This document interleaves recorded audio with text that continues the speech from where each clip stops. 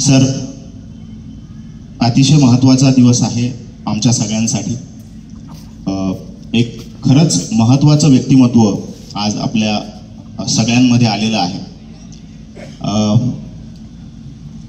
बऱ्याच वेळेला असं होतं की वक्ता बोलत असतो, त्याला त्याच्या मनातलं काहीतरी बोलायचं असतं आणि तो त्याच्या पद्धतीनं सांगतो, त्याचा प्रवास सांगतो आणि बाकी सगळं त्याचे अनुभव सांगतो आणि ऐकणारा ऐकत जातो. परंतु याचा फॉर्मॅट हा असा आम्ही ठेवला आहे की आमचे जे प्रश्न आहेत किंवा आम्हाला जे जाणून घ्यायचं आहे तर ते जाणून घेण्याची आमची इच्छा आहे. याच्यामध्ये एक महत्त्वाची घटना अशी घडली, म्हणजे आता हा फॉर्मॅट मुळात असा आहे की इंटरव्ह्यू आपण करतो आहे. सुरुवातीला एक 10-15 मिनिटं सरांनी बोलावं असं थोडंसं प्लॅनिंग होतं. मी सरांना भेटलो आणि सरांना विचारलं की सर तुम्हाला कसं वाटेल. तर सरांनी अतिशय एक फार छान आणि अतिशय कुतूहल निर्माण व्हावं अशी एक मला एक छान कल्पना दिली आणि अशी गोष्ट सांगितली. ते म्हटले, तुम्ही मला बोलायला का लावताय, मी का बोलावं. मी म्हटलं, सर आम्हाला असं वाटतं की तुम्ही सुरुवातीला तुमचं सांगावं, तुमचा अनुभव तुमच्या शब्दात सांगावा आणि मग आमच्याकडनं जेवढं शक्य होईल तेवढं आम्ही विचारतो. तर त्यांनी एक फार सुंदर गोष्ट सांगितली. आपण सगळ्यांनी म्हणजे सरांचं कौतुक केलं पाहिजे. मी ती गोष्ट ऐकली आणि मी थोडासा फॅनच झालो सरांचा. सरांनी सांगितलं की युपीएससीचा जो ॲस्पिरंट आहे किंवा युपीएससी सक्सेसफुल झालेला किंवा IAS झालेला कुठलाही व्यक्ती असेल तर त्यांनी एका वाक्यात सांगितलं मला की याला प्रश्नपत्रिका जर फोडली, तुम्हाला माझ्याकडून जाणून घ्यायचं आहे की मी तुम्हाला कुठल्या प्रश्नांची उत्तरं द्यायची आहे किंवा मला कुठले प्रश्न विचारा हे तुम्ही मला विचारताय, परंतु तुम्ही माझ्यासमोर प्रश्न का फोडताय. तुम्हाला मी कुठल्या प्रश्नाचं उत्तर द्यावं हे तुम्ही मला आता का विचारताय. एखाद्या UPSC वाल्याला जर प्रश्नपत्रिका फोडली तर तो कधीच पास होत नाही. ते असं बोलले आणि मग मला पुढे त्यांना काही विचारावं वाटलं नाही. मला वाटलं वा, म्हणजे हे जे काही होणार आहे ते खरंच छान आणि खूप शिकण्यासारखं होणार आहे याची जाणीव मला त्या क्षणामध्ये झाली आणि मनातून मी सरांना थँक्यू म्हटलं. आज जो संवाद होणार आहे तुम्हाला मी विश्वास देतो हा इतका मोकळा आणि सहज संवाद असेल, कारण इंटरव्ह्यू घेणारा व्यक्ती हा अतिशय रिलॅक्स फील करतोय. कारण माझ्या मनातले जे प्रश्न आहेत मी ते मोकळेपणानं विचारावं एवढं स्वातंत्र्य सर तुम्ही मला दिलेलं आहे. आणि मी सरांना पहिलाच प्रश्न हा विचारतो. सर मला म्हणजे पुढे खूप गोष्टी माझ्या डोक्यात आहेत विचारायच्या तुम्हाला, आमच्या शहरातल्या सगळ्या तरुणांना म्हणावं किंवा अनुभवी लोकांना म्हणावं, जाणून घ्यायला आवडेल. पण पहिला मला हाच प्रश्न तुम्हाला विचारायचा आहे की जेव्हा तुम्ही असं म्हणालात की UPSC ॲस्पिरंट असलेल्या व्यक्तीला किंवा IAS या व्यक्तीला प्रश्नपत्रिका फोडली, सगळ्यांनी लक्ष देऊन ऐका, काय महत्त्वाचा मुद्दा आहे हा. प्रश्नपत्रिका फोडली तर तो नापास होतो, काय लॉजिक आहे. म्हणजे उलट सगळं फ्री आहे. एखाद्या UPSC व्यक्तीला प्रश्नपत्रिका फोडल्यानंतर त्याला जर सगळे उत्तर आयते मिळाले तर तो का नापास होईल. सर याचा उत्तर असे आहे की गोडा असतो, गोडा, आणि एक झटक्यातला गोडा असतो. झटका असायचा जुन्या काळात आणि त्याला फक्त इथंच जावा त्यासाठी असे पट्ट्या बांधलेल्या असायच्या, काही बघायला नाही. आणि एक मोकळा गोडा असतो जंगलातला, रानातला, आणि तो पूर्ण त्याचा उघड असतं आणि कुठंही पळता येते आणि कितीही लांब पळता येते. आणि तसातला प्रश्न आहे. आणि जर आम्ही अभ्यास करतो, एवढा अभ्यास करतो आणि याची तयारी असते की कशाचाही कुठूनही येऊ द्या प्रश्न, माझ्या तयारी आहे. आणि जर पेपर फोडलं, चला पेपर फोडलं आणि तोच पेपर येईल का नाही काय खात्री, तुला तरी खात्री नाही आहे. बरोबर. आणि आज मला वाटलं की आज पेपर फुटली, एवढा तयारी करून घेतलं, म्हणजे दोन त्याच्यामध्ये दोन्ही अर्थ होतात. आणि उद्या हा पेपरच आले नाही, मग इकडे तिकडे फिरकत बसा. दुसरा, ज्या वेळेला UPSCची तयारी करतो तर UPSCची तयारी कधीच संपत नाही. सिलेबस एवढा व्यास्ट असतो की तुम्हाला कधीच संपत नाही आणि तुम्हाला सारखं तयारीत असावं लागतं. आणि मग तो कुठलाही प्रश्न येऊ द्या आणि ते फटाफट ते लिहावं लागतं. आणि पेपर फुटली ते म्हणजे तुम्ही बाकी सर्व विसरून जाता तेवढंच. मग ते तेवढा वेळात तेवढा याच्यामध्ये लिहिण्यासाठी UPSCची अशी पॅटर्न आहे की तुम्हाला पूर्ण प्रश्नाचा सोडवायला वेळ कमी पडतो अँड तुम्हाला आयडेंटिफाय करावं लागतो की एवढ्या वेळात एवढ्या शब्दात त्या लिहायचे असतात आणि त्याचं तयारी मेंटल प्रिपरेशन असतात आणि तो एक प्रक्रिया असतो आणि त्याला कॉपी करून पास होता येत नाही. म्हणून तुम्ही कितीही UPSCच्या तयारी करणारे विद्यार्थी, त्यामुळे तुम्ही UPSCच्या परीक्षेमध्ये विशेष करून मेन्सच्या सांगतो, प्रिलिम्सच्या तर काय गोळ करायची असतात परंतु मेन्समध्ये गोळ करण्याची विषयच नाही, त्या ठिकाणी डिस्क्रिप्टिव्ह आहे. त्यामुळे UPSCच्या प्रक्रिया प्रिलिम्स, मेन्स, इंटरव्ह्यू, म्हणजे इंटरव्ह्यूमध्ये मी एखादा त्याला कॉन्फिडन्सच नाही परंतु मी त्याला सांगितलं की उद्या तुला हा प्रश्न विचारणार, याचा तयारी करू नये, परंतु काही गोष्टीची तयारी करायची नसते. आणि याचं चांगलं उदाहरण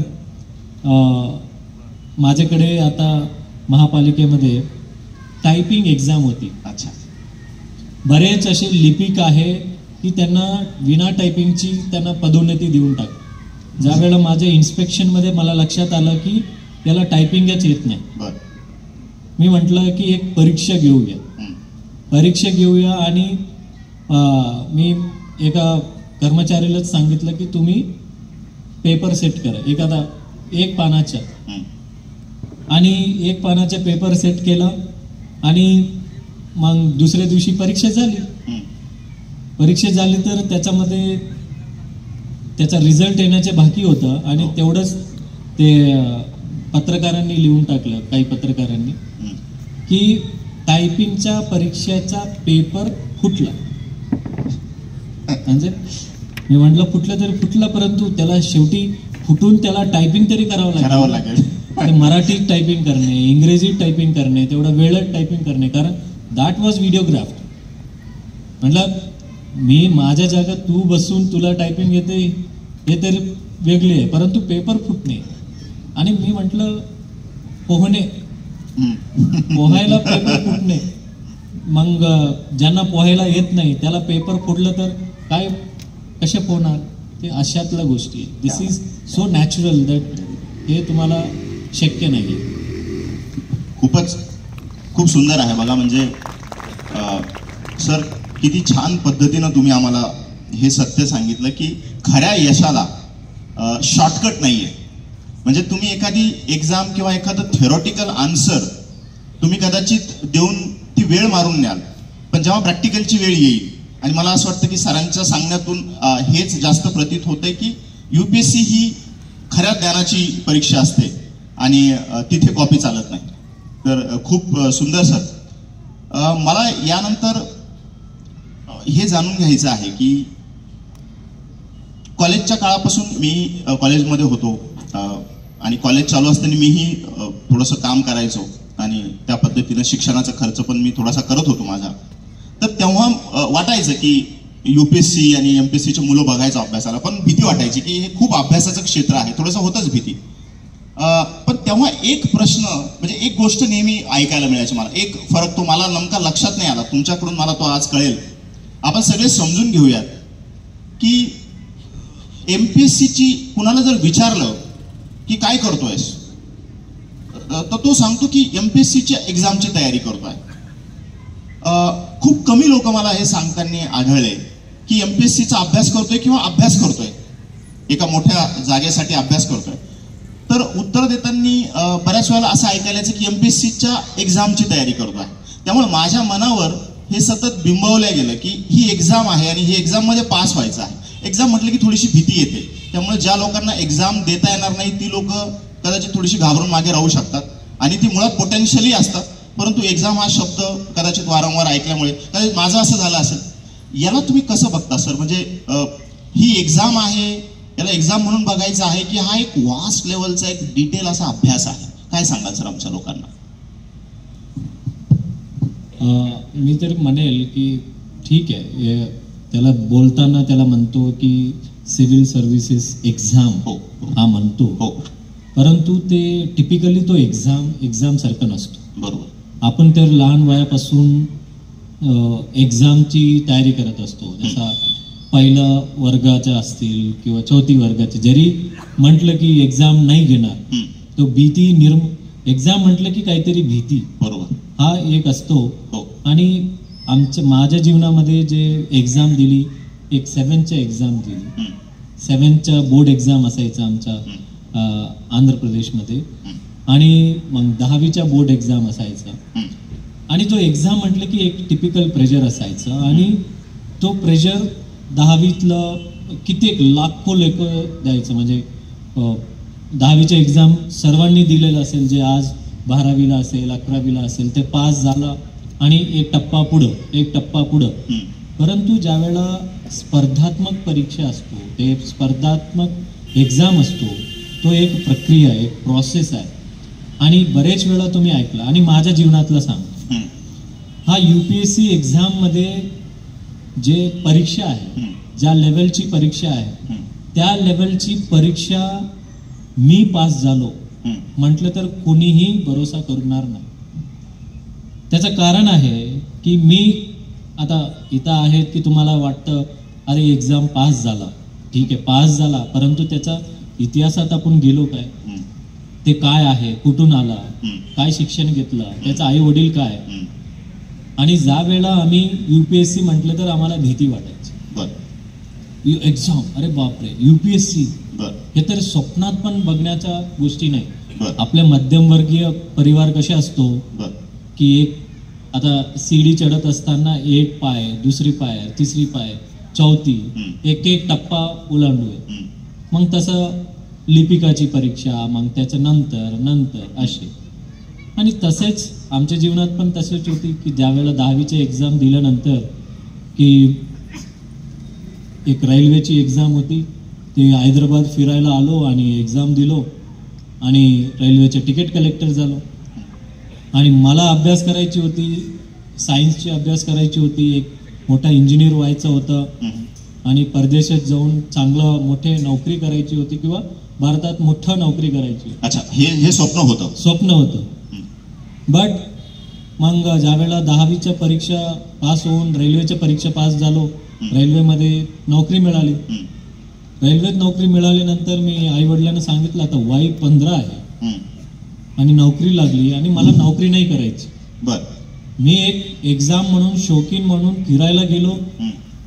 मग आई वडिलांनी सांगितलं बाबा आपल्या मध्यमवर्गीय परिस्थिती आहे, एवढा कर्ज आहे, इथं मोठे मोठे डिग्री घेऊन एक परीक्षा पास होऊन लोकांना नोकरी मिळत नाही, तुला तरी लवकर मिळाला, तू घे म्हटलं. त्यावेळेला आई वडिलांच्या दबावामुळे रेल्वेच्या नोकरी सुरू केलं. ज्यावेळेला एका खासदार सोबत भांडण झाले आणि त्यांनी तो अवकात दाखवला. ते त्यांनी सांगितले तुझे लायकी तिकीट कलेक्टरची आहे, तुझे लायकी डिस्ट्रिक्ट कलेक्टरची नाही आहे. म्हटलं मला वाटत होतं तिकीट कलेक्टर ज्यावेळेला बाबांच्या फोर्समध्ये मी काम केलं, परंतु मग तो नोकरी एन्जॉय करत होतो. मला वाटत होतं की मी या पूर्ण रेल्वेचा मालक आहे, मी माझ्या डब्यातला जे मालक आहे. परंतु एका खासदारांनी ज्यावेळेला आमची अवकात काढली की तुझ्या लायकी, म्हणजे त्यांना मी सांगत होतो की सर, त्यांच्या कार्यकर्ते थोडा उल्लडबाजी करत होते. मी सांगितलं सर लोक झोपलेलं आहे, ते उल्लडबाजी करू नका. त्यांनी सांगितलं की तू काय डिस्ट्रिक्ट कलेक्टर झालंस काय की तू आम्हाला सांगतो. म्हणजे मला वाटलं हे डिस्ट्रिक्ट कलेक्टर होतो कोण की ज्याला सांगितल्यानंतर ह्या लोक ऐकतील. आम्हाला वाटायचे खासदार ये सब बड़े बड़े लोग हैं, ये भी ऐसा बोल रहे कि इनका हम सुनेंगे. फिर ज्यावेळेला मला वाटलं की हे कसे हे होतात, मला पण त्यावेळेला वाटायचे की एक कुठलं तरी निवडणूक लढून यायचं काय. मग नंतर कळालं की एक UPSC एक्झाम असतो आणि UPSC कंडक्ट करतात, त्यामध्ये सिव्हिल सर्व्हिसेस एक्झाम असतो, त्याला प्रिलिम्स, मेन्स, इंटरव्ह्यू प्रक्रिया असतो. मग सिलेक्ट झाल्यानंतर चांगला मार्क पडला IAS होणार आणि IAS झाल्यानंतर मग तुम्हाला कलेक्टर बनवशील.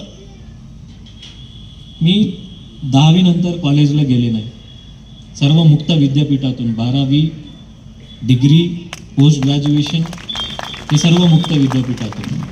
माझ्या आई बाबा एकदम साधारण शेतकरी आणि मी माझ्या दोन्ही भाऊ बहीण सरकारी शाळामध्ये, जिल्हा परिषद शाळामध्ये शिकलो.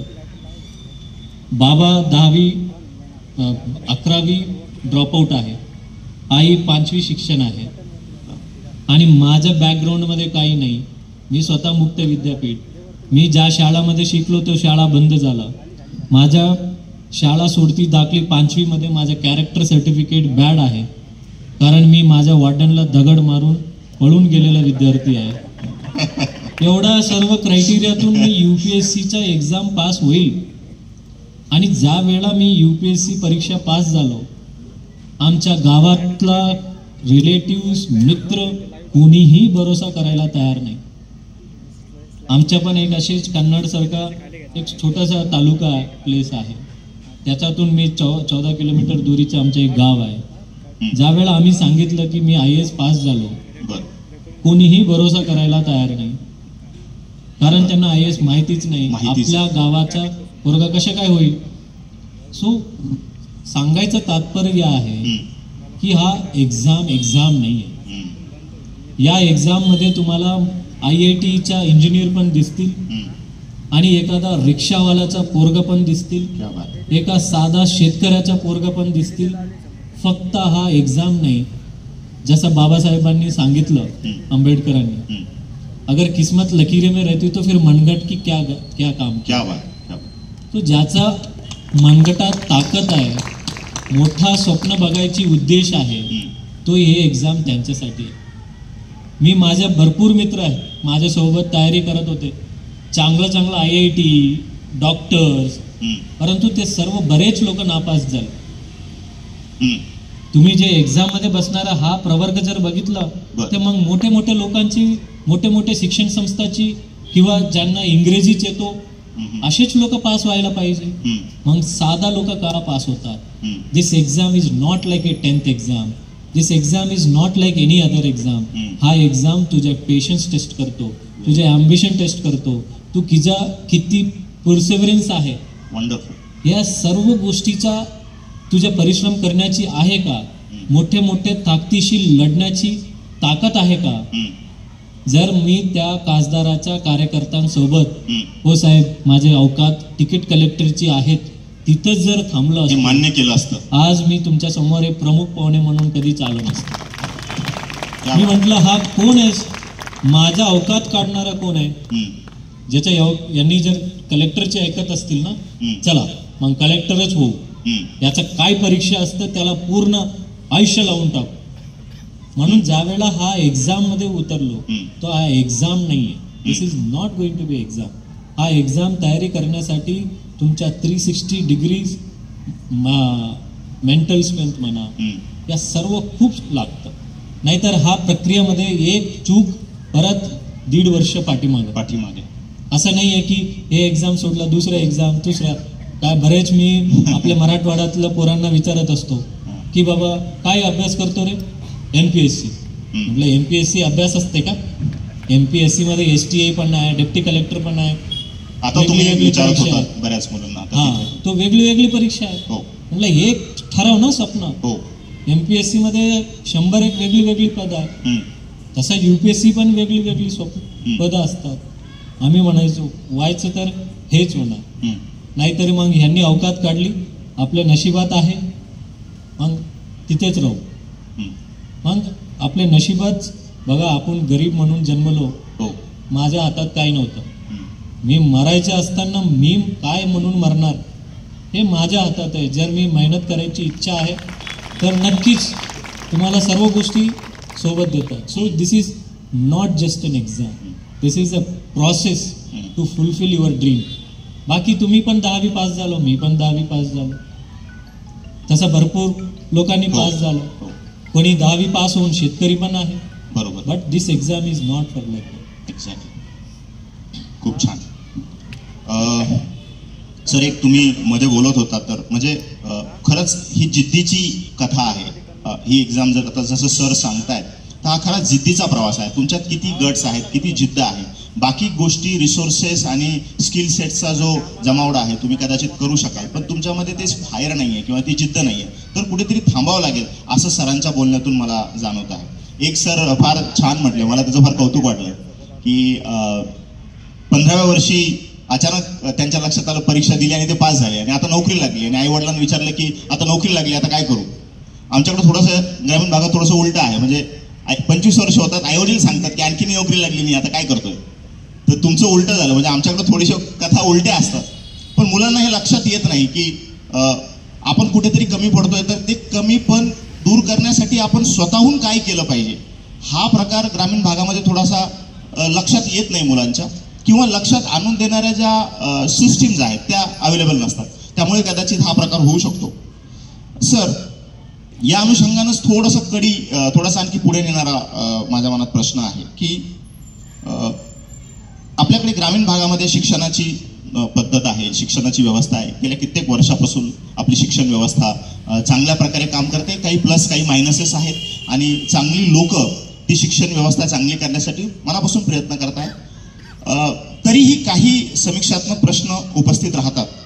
तर मला हे जाणून घ्यायचं आहे की म्हणजे ग्रामीण भागातला जो पोटेन्शियल तरुण आहे तोही हे जाणून घेऊ इच्छितो की IAS होऊ इच्छिणारा व्यक्ती किंवा IAS झालेला व्यक्ती आणि त्याचं पोटेन्शियल, त्याच्याकडे असलेली क्षमता आणि ग्रामीण भागामध्ये सध्या अस्तित्वात असलेली जी शिक्षण प्रणाली आहे, या शिक्षण प्रणालीमध्ये दिलं जाणारं शिक्षण किंवा त्याच्यातून तयार होणारा मुलगा, त्याची कॉम्पिटन्सी किंवा त्याचा स्किल सेट आणि एक IAS झालेला व्यक्ती त्याचं ज्ञान, त्याचं स्किल सेट, याच्यामध्ये व्हॅल्युएबल डिफरन्स किती आहे, म्हणजे किती डिफरन्स आहे. ही शिक्षण प्रणाली त्या पद्धतीचा व्यक्ती तयार करण्यासाठी कितपत मागे आहे, बरोबर आहे, पुढे आहे, काय वाटतं तुम्हाला? म्हणजे तुमचं काय मत आहे, तुम्ही कसं बघता या गोष्टीकडे? मला वाटतं की या विशेष करून ग्रामीण भागामध्ये एखादा पोरांनी एखाद्या शिक्षकांसमोर असेल किंवा आईबाबांसमोर एखादा मोठा स्वप्नाची सांगितलं, त्याला असे फटकारतात की त्याला काहीतरी चूक केली मोठी. हो, तुझी लायकी आहे काय? हो, म्हणजे घरातच खासदार असतात आमच्याकडे, असं म्हणाल का तुम्ही? असं नाहीये, but when it comes to अरे तुझी लायकी नाही. अच्छा. बट मेनी टाइम्स हा स्किल सेट्स तयार होतो की ज्या वेळेला आपला जे इकोसिस्टम आहे, आपले इकोसिस्टम काय, पहिला आपले आई वडील, आपल्या शिक्षक, आपले मित्र, या सर्व गोष्टी. आता माझे उदाहरण घेऊन सांगायचं की मी पण निजामशाहीतलं हे रायचूर जे आहे, मी जिथून येतोय ते पण निजामच्या कंट्रोलमध्ये होते. म्हणजे जे इथं कन्नड या भागात सारखं तिकडे पण असायचं. आणि माझ्या आई वडिलांना काही माहिती नाही काय असतं, कलेक्टर काय असतं. त्यांच्यासाठी एक तलाठीच फार मोठा पद आहे, कारण गावात त्याचा रुबाब असतो. आणि माझे मित्र कोण आहेत आज? जे कोणी किराणा दुकान चालवतो, कोणी टायर पंक्चर काढतो, कोणी मटनच्या दुकान चालवतो, की ते माझे मित्र 10वीचे. आणि एखादा बँक क्लर्क झाला ते तेवढंच, याचा पहिलीकडे आमचा कोणी मोठा मित्र नाही. आणि आमचे शिक्षक ते गव्हर्नमेंट जॉबसाठी भिडून तयारी करून गव्हर्नमेंट टीचर झाला. तर तसेच आपल्या पण इकोसिस्टममध्ये IAS हा स्किल सेट काय असतो? IAS स्किल सेट जे आहेत ग्रामीण भागामध्ये दुसऱ्यांसाठी धावून जाणारा असणारा एका गावामध्ये, हो, 100% असतात. आणि आपल्या एका भाकरीवर दुसऱ्या कोणी त्याला भूक असेल तर एखादा तरी त्याला खिसत त्याचा देणारा तो आहे का? आणि एक टीम लीडर, एखादा क्रिकेट संघ, कबड्डी संघ झाला की मी कॅप्टन होऊन मी डिसाईड करेल की मी कॅप्टन होईल आणि आपण गेम जिंकूया, हे स्वभाव. हो. आणि चौथा, ज्या वेळेला संधी भेटलं तर त्याला सोना करायचं, की कधी माईक भेटला किंवा कधी चुकीचं घडत असेल चुकीला चुकी म्हणणारा, बरोबरीच्या गोष्टीला उभं राहणारा, असे हा स्किल सेट ग्रामीण भागामध्ये अजूनही आहे. तेवढंच IAS ची स्किल सेट. आणि over a period of time dream big. मला मोठं व्हायचं म्हटलं तर ठीक आहे बेटा, वा मोठा. नाहीतर आपल्या आईबाबा किंवा आपल्या मित्र किंवा आपल्याच शिक्षक, तुझी लायकी नाही रे, मीच झालो नाही, तू कसे होणार? किंवा कधी कधी आई वडील असे असतात, मी जर झालो नाही, परंतु आज मी माझ्यासाठी ताकद दिली नाही कोणी, आज मी तुझ्या ताकद देईल, तू उड. आणि ज्यावेळेला मी IAS स्किल सेट होती का, लहानपणापासून एक ब्राईट स्टुडंट होतो आणि मेहनत करत होतो. कधी क्रिकेटचा संघ आला तर कॅप्टन राहायचो किंवा जे काही मला ऑपॉर्च्युनिटी द्यायचं त्यावेळेला काम करायचो. ज्यावेळेला मी आई वडिलांना सांगितलं की मी आता तिकीट कलेक्टर आहे, मला डिस्ट्रिक्ट कलेक्टर व्हायचं आहे, म्हणलं कशाला डिस्ट्रिक्ट कलेक्टर, आज ऑलरेडी तू कलेक्टर आहेस ना. म्हणलं डिस्ट्रिक्ट कलेक्टर काय असतो, आमच्या गावात डेप्टी कमिशनर म्हणायचं, कर्नाटकामध्ये कलेक्टरला डेप्टी कमिशनर म्हणायचं. त्यांना म्हटलं की नाही असं IAS परीक्षा असतो आणि त्याला द्यावा लागतो आणि हे मोठे पद असतात जिल्ह्यातलं. आणि त्यांना सांगितल्यावर मग आम्हाला काय करायचं, नाही मी फक्त आता 1-2 वर्ष मी जे तिकीट कलेक्टर पगारातून तुम्हाला पाठवायचं ते मी पाठवणार नाही, आणि उलटा गरज पडले तर तुम्हीच मला पैसे पाठवायची गरज पडेल, कारण मला दिल्लीला जायचे, थोडा कोचिंग घ्यायचे. मग आई वडिलांनी सांगितलं ठीक आहे, आता एक घर शेती होती, आता शेतीचा 4 एकर जे उरलेलं आहे ते पण घाण ठेव. म्हटलं बिंदास ठेवा, कारण मला खात्री होती की मी परत वापस आणून देईन. आणि तो घाण ठेवला, कारण त्यांना माझ्या स्किल सेटवर भरोसा ठेवला. आणि त्यासाठी इथं असलेले शिक्षक असतील, पालक असतील किंवा जे काही तरुण असतील, तुमचे एखादा मित्र असतील, की हे 3 घटक फार महत्वाचे असतात. आणि ज्या वेळेला मी तयारी करायला ठरवलं, माझ्यासोबत मी त्यावेळेला तयारी करायची ठरवलं होतं 21व्या वयामध्ये, बिकॉज आय डिडंट न्यू की लहानपणापासून IAS स्वप्न असे नाही. माझ्या एका मित्राची मी त्याला सांगितलं, अरे मला IAS ची तयारी करायचं, म्हटलं त्याच्यासाठी कोचिंगला जावं लागेल, मला थोडे कोचिंग फीज आणि तिथं राहायला पैसे लागतील.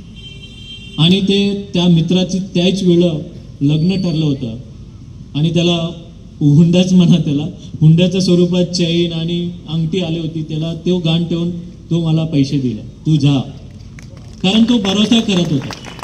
त्यांनी किल्ली उडवला असता, मेरे माँ बाप ने भी किल्ली उड़ाता, मेरे दोस्त ने भी किल्ली उड़ाते, या फिर मेरा टीचर ने भी किल्ली उड़ाते, तो मैं कभी नहीं बना. तो somewhere some force has to believe. Very nice. आणि तो स्किल सेट मला वाटतं ग्रामीण भागामध्ये आहे. आणि IAS किती लोक होतात, वर्षाला 150 होतात वर्षाला. आणि आपल्या भारताची लोकसंख्या किती आहे, 125 कोटीच्या पुढे गेली. 125 कोटी, 150 कोटी आता जवळजवळ आला. 150 कोटी म्हणजे काय वाढो नाही वाढो लोकसंख्या थोडं जरी लक्ष हटलं आपलं तर पुढे जाईल. सो लोकसंख्या एवढा वाढायला लागली, म्हणजे वर्षाला 1 कोटीच्या पाठीमागं हे एक IAS होत आहे.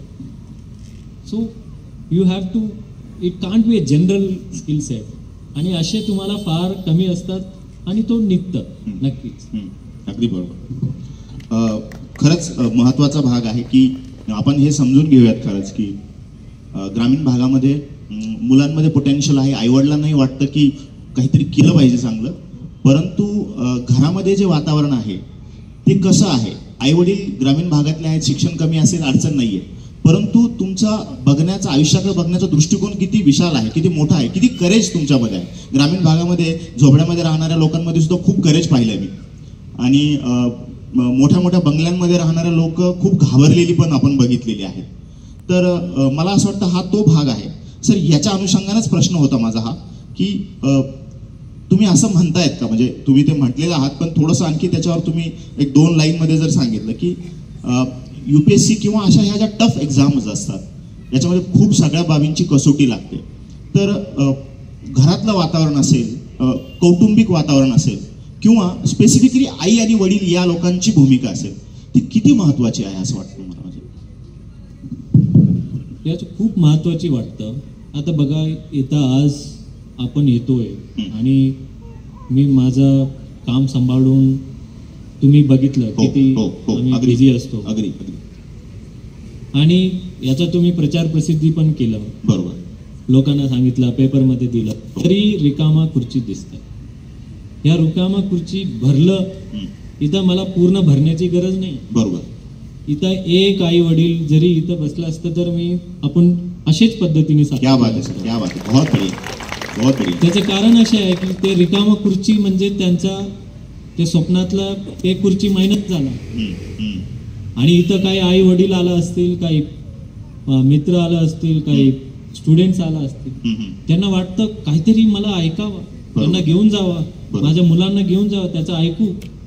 आणि मी पण लहानपणापासून ज्या वेळेला कुठे गावात कार्यक्रम व्हायचं किंवा काय व्हायचं तर आम्हाला घेऊन जायचं, ऐक फक्त. त्याचा 2 शब्द पण कानात पडली काहीतरी त्याला चिंगारी पेटेल. बरोबर. आज मला इथं सर्व लोकांना कन्नडला पेटवायचे आलं नाही, एखादा व्यक्ती असे असेल त्याला चिंगारी जगून जाईल. बरोबर. आणि त्यावेळेला मी पहिला अटेम्प्ट नापास झालो, मग नंतर सेकंड अटेम्प्ट मध्ये भरपूर असे वक्त्यांचा ऐकायला बसलो, मी काय चूक केली, कधी मी हा चूक मला करायला नाही पाहिजे होती. मग मी माझ्या एन्व्हायरमेंटमध्ये असे फार पॉझिटिव्ह वातावरण तरी बिलकुलच नव्हतं, परंतु तरीही माझे आई वडील एवढा पॉझिटिव्ह होते, ते मला सारखं म्हणायचे की तू आमच्या ट्रम्प कार्ड आहे. बर. आम्ही 3 भाऊ बंदी, एक बहीण आहे आणि 2 भाऊ आहे. माझ्या आई वडिलांना त्याच्याकडे एवढेच पैसे होते की एक मुलांना चांगलं शिक्षण द्यायचं, चांगलं म्हणजे खाजगी प्रायव्हेट बाहेर पाठवून चांगलं इंग्रजी मीडियममध्ये, की 2 मुलांना गावातच शिकवायची, कारण तेवढं परवडत नाही. मग त्यांची आयुष्य माझ्यावर इन्व्हेस्ट केली, की त्यांनी सांगितलं तू बाहेर शिका, तू मोठं झाल्यानंतर तू बहीणला तू सांभाळशील. असे मग त्यावेळेला त्यांनी भरोसा दाखवला आणि दे trusted me, they invested on me, आणि नंतर मी तू यशस्वी होत गेलो. आणि तसेच एक आई वडिलांचा, कारण माझ्यासाठी रोल मॉडेल पहिला तोच असतो, आणि माझ्या आई वडीलच माझ्या विरोधात किंवा नेगेटिव्ह वागत असेल, you have to believe that you are everything, you are the king and you can do it. कारण ते आमच्या रोल मॉडेल आम्हाला नाही सांगणार, बरोबर, तो मग then you are the first failure. बरोबर. आणि शेवटी माझ्या आयुष्यामध्ये माझे आई वडील, माझे जे मिसेस आहे, त्यावेळेला माझ्यासोबत आम्ही दोघंच तयारी करायचो, त्यांनी शी ट्रस्टेड. आम्ही सारखं म्हणायचो की माझ्या मिसेसला किंवा आई वडिलांना आतापर्यंत असे कोणी तिकीट कलेक्टर किंवा कधी कॉलेजला न गेलेला विद्यार्थी मुक्त विद्यापीठातून कोणी IAS नाही झाला. कधी कधी असे वाटतं. मग मिसेस त्यावेळेला सांगायचे, if there is no example set and one, की आयुष्यामध्ये तुझ्याकडे कोणीही उदाहरण नसेल, तू कशाला उदाहरण शोधतोय, तू स्वतः उदाहरण का होत नाही. बरोबर. आणि तुझ्या सोबतातलं जे MS धोनी, मी आणि MS धोनी सेम बॅच. बरं. रेल्वेतलं त्यांनी पण 2000 मध्ये सुरू केलं, मी पण 2000 मध्ये रेल्वेचे तिकीट कलेक्टर झालो. क्या बात आहे, ही नवीनच गोष्ट कळाली. तुला बरेच कदाचित IAS नाही भेटेल, हा तिकीट कलेक्टर असतो, इंडियाचा नेतृत्व करतो इंडियन क्रिकेटचा, तुला IAS तरी हे सोपं आहे. आणि if there is no example set and one, and I always believed in that sentence, की त्यामुळे सारखं बाई हे झालं तर आपण व्हायचं, हा सचिन झालं तर आपण पण होणार. मग शेळी मेंढीच्या सारखंच आहे, मग या शेळी इकडे पळाला तर आपण इकडे पळू. आणि मी आज IAS झालो, रेल्वेच्या मी झाल्यानंतर मग मला बघून रांगच लागली. माझ्या पूर्वी सर्व कोणी बँकेत जायचं, इकडे जायचं, मग माझ्या नंतर IPS झाले, IAS झाले. मग माझे जे बैचमेट्स टिकट कलेक्ट, अरे ये कर सकता है तो हम भी कर सकते हैं, अगर मैं नहीं कर सकता तो शायद वो लोग भी नहीं करते. क्या बात. खूप इन्स्पिरेशनल आहे, की प्रत्यक्ष उदाहरण आहे. आपण मोटिवेशन बोलतो, त्याच्यावर चर्चा करतो, परंतु मोटिवेशन खरंच तुमच्या समोर येऊन बसलं तर ते कसं असेल, तर मला असं वाटतं ते सरांच्या सारखं असेल असं आपण म्हणूयात. सर, वातावरण छान आहे, आता आपण सेटल झालेलो आहोत. मोटिवेशन आणि अशा अंगाने आपण बोललो, तुम्ही बऱ्याच मॉरल गोष्टी आणि अशा अंगाने सांगितलं. थोडंसं आपण आणखी स्पेसिफिक आपण जाऊयात, म्हणजे थोडंसं आणखी आम्हाला याच्या यशा अपयशाचे काही सूत्र थोडेसे आम्हाला हाताला लागले तर आजचा दिवस धन्य झाला असं आम्हाला वाटेल. UPSCचं क्षेत्र हे प्रचंड फोकस्ड आहे असं तुमचं म्हणणं आहे आणि आम्ही सगळे ते जाणतो.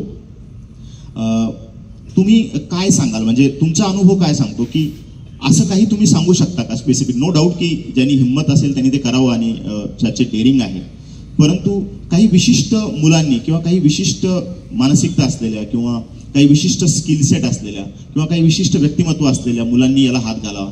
अननेसेसरी कुणीही उठून त्याला स्पर्श करू नये, म्हणजे कारण तुमचं पूर्ण आयुष्यच त्यामध्ये जाणार आहे. कारण ज्या पद्धतीनं मुलं एक्झाम देतात आणि जी पास होतात, आता तुम्ही सांगितलं की 150 मुलं पास होतात, म्हणजे अपयशी होणाऱ्या मुलांचं प्रमाण लाखोंमध्ये आहे. तर त्यामुळे मग हाही एक त्याला अँगल आहे. तर असं आहे का काही की कुणी त्याला हात घालू नये, म्हणजे कुणी हात घालावं हे तर तुम्ही त्याला बोललेच, परंतु या लोकांनी याला स्पर्श करू नये, जरी तुम्ही या अशा पद्धतीचे असाल किंवा काही अशी काही व्यक्तिमत्व आहेत का की ज्यांनी हे न केलेलं बरं, याच्यावर काय सांगा? ते बरेच वेळा मी माझ्यासोबत, कारण रिव्हर्स इंजिनिअरिंग मधून हे सुद्धा आम्ही समजून घेऊया. येस लक्षात आलं मला, तुमचा प्रश्न लक्षात आला. इथं भरपूर सरकारी कर्मचारी असतील किंवा कदाचित शिक्षक पण असतील आणि बरेच जे तरुण आहेत जे आता एक्झाम तयारी करायची आहे. कशाची तयारी करायची? एक्झाम म्हटलं तर आता 10वी झाली, 12वी झाली, ग्रॅज्युएशन झाला, आता तयारी तरी करायचा. मग कशाची तयारी करायची? आता मी आपल्या लायब्ररीमध्ये एका पोराला विचारलं तर पोलीसची तयारी करायची. म्हटलं पोलीसचे म्हणजे पोलीसमध्ये IPS पण असतं आणि कॉन्स्टेबल पण असतं आणि तुम्हाला दिवसात 24 तास असतं आणि दिवसामध्ये तुम्हाला काय अभ्यास करायचा, काय अभ्यास नाही करायचा. बरोबर. परंतु आपण स्वप्न, आता बरेच मी ज्यांच्यासोबत काम केलं त्यांच्यासोबत माझ्यापेक्षा एवढा हुशार कर्मचारी, अधिकारी माझ्यासोबत काम करणारे आज पण, यापूर्वी पण मी बघितलं. मी त्यांना विचारलं, का रे बाबा तू एवढा हुशार आहे की मला वाटायचं की तुझ्याकडे जो स्किल सेट माझ्यापेक्षा तुझ्याकडे जास्त आहे, मग तू UPSC का नाही केली? का नाही केलं त्यावेळेस? नाही सर, माझे स्वप्न असे होते की पहिला एक पायरी चढत आलो आणि जोपर्यंत ह्या नोकरीपर्यंत आलो मग कौटुंबिक बंधनात मी अडकून गेलो आणि मग इथंच अल्पसंतुष्ट झालो म्हणून मी इथेच अडकलो. आणि भरपूर अशी आहेत की कोणी स्पर्श करावा, कोणी स्पर्श करू नये, हे अस्पृश्यता असे नाहीये. हे एक्झाम मी काय सांगितलं, this is not exam, this is a process. बरोबर. आणि जसं तुम्ही इथून बालाजीला पायी जायचे, जर ठरवून इथून निघाला शिर्डीपर्यंत तरी जाशील, शिर्डी नाही तर पंढरपूर पर्यंत जरी जाशील. अगदी बरोबर. पंढरपूर नाही तर पुढचा कुठेतरी मंदिरापर्यंत जाशील किंवा बालाजीपर्यंत तरी. म्हणजे UPSC अभ्यासाचा असं गोल आहे की जर तुम्ही ते ठेवलं तर तुम्हाला कुठे ना कुठेतरी ते घेऊन जाईल. येस. हा तुम्ही एवढा मोठा स्वप्नानंतर तुमची तयारी माझा बेस्ट द्यायचा. आणि ज्या वेळेला मी UPSCच्या तयारी करायचो मी म्हणायचं की या गोष्टीसाठी हे जर करायचे असेल मी हे करणार. आणि त्याच वेळा जर मी तिकीट कलेक्टर होतो, मग नोकरी तरी होती. माझ्यासोबत इथलं जे सर्व मित्र आहे की त्यांनी बँकेचं निवडलं. बरोबर. ते माझ्यापेक्षा हुशार. इट्स नॉट दॅट की मीच बेस्ट होतो असे नाही, परंतु त्यांनी बँकेचं स्वप्न बघितलं, बँकेचं मिळाला, खुश उधरी रुक गए वो. मी बोल रहा अरे तू तयारी कर, ये एग्जाम क्यों नहीं तयारी कर रहे. हे मनामध्ये आपल्याला फार मोठा असे करून ठेवलेलं आहे. हा माइंडसेट कुठेतरी आडवा येतो का सर? आडवा येतो. तेच विशेष करून मी बघितलेलं जे माझ्या आता सरकारी जीवनातलं आयुष्य हा मराठवाड्यामध्ये गेलेलं आहे. किमान ह्या एरियाच्या निगडीत जर सांगायचं असेल, आपल्या मोठा स्वप्न बघायला काहीतरी कॅपिंग आहे. असे बंधन घालतात सर्व, तुझ्या लायकी नाही रे, थांब थांब. तू उडू नकोस, क्रायटेरिया डिफाईन केलेला आहे, उडू नकोस, पडशील. हो हो. माझ्या जे दोन गोष्टी आहेत. हो. सर्वसाधारण आपल्या ग्रामीण भागात जास्त उडू नको, पडशील. मैं बोलूंगा आसमान से गिरा तो खजूर पे तो अटकेगा तो. कहीं तो अटकेगा. तो अगर IAS की तैयारी करेगा या तो उड़ेगा, या तो तुम उतना तयारी करने के बाद वो काही ना काही तो पोहोचोगे आप. हा, मला याच्याच निगडीत माझ्या जीवनातलं उदाहरण. हो. मी तिकीट कलेक्टरच्या होतो तर मी IAS साठी सुट्टी घेतली.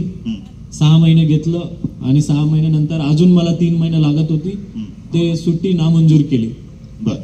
मग माझ्या वरिष्ठांचा फोन आला, बाबा तू IAS करायला गेलं, कलेक्टर डिस्ट्रिक्ट कलेक्टर व्हायला गेलं, तुला हा तिकीट कलेक्टर पण निघून जाईल, लवकर येऊन जा.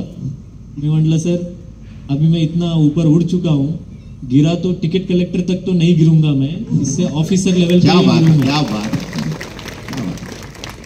आणि हे कुठेही नाहीये प्रसंग. आणि माझं जीवन असे एवढं फिल्मी आहे की मी कुठे जम्मू काश्मीर किंवा राजस्थान तिकडे तिकीट कलेक्टर नव्हतो, हेच भागामध्ये तिकीट कलेक्टर होतो, मनमाडहून नांदेडला. आणि जे मला टिंगल उडवणारे ते तिथंच होते सगळे, तिथंच आहे आज.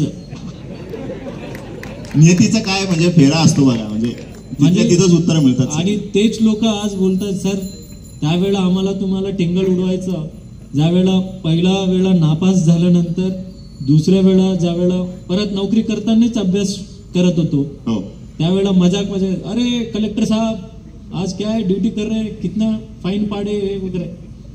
लेकिन त्यांच्याच जिल्ह्यामध्ये कलेक्टर म्युनिसिपल कमिशनर म्हणून झालं तर त्यांना मला भेटायला आज ते घाबरतात.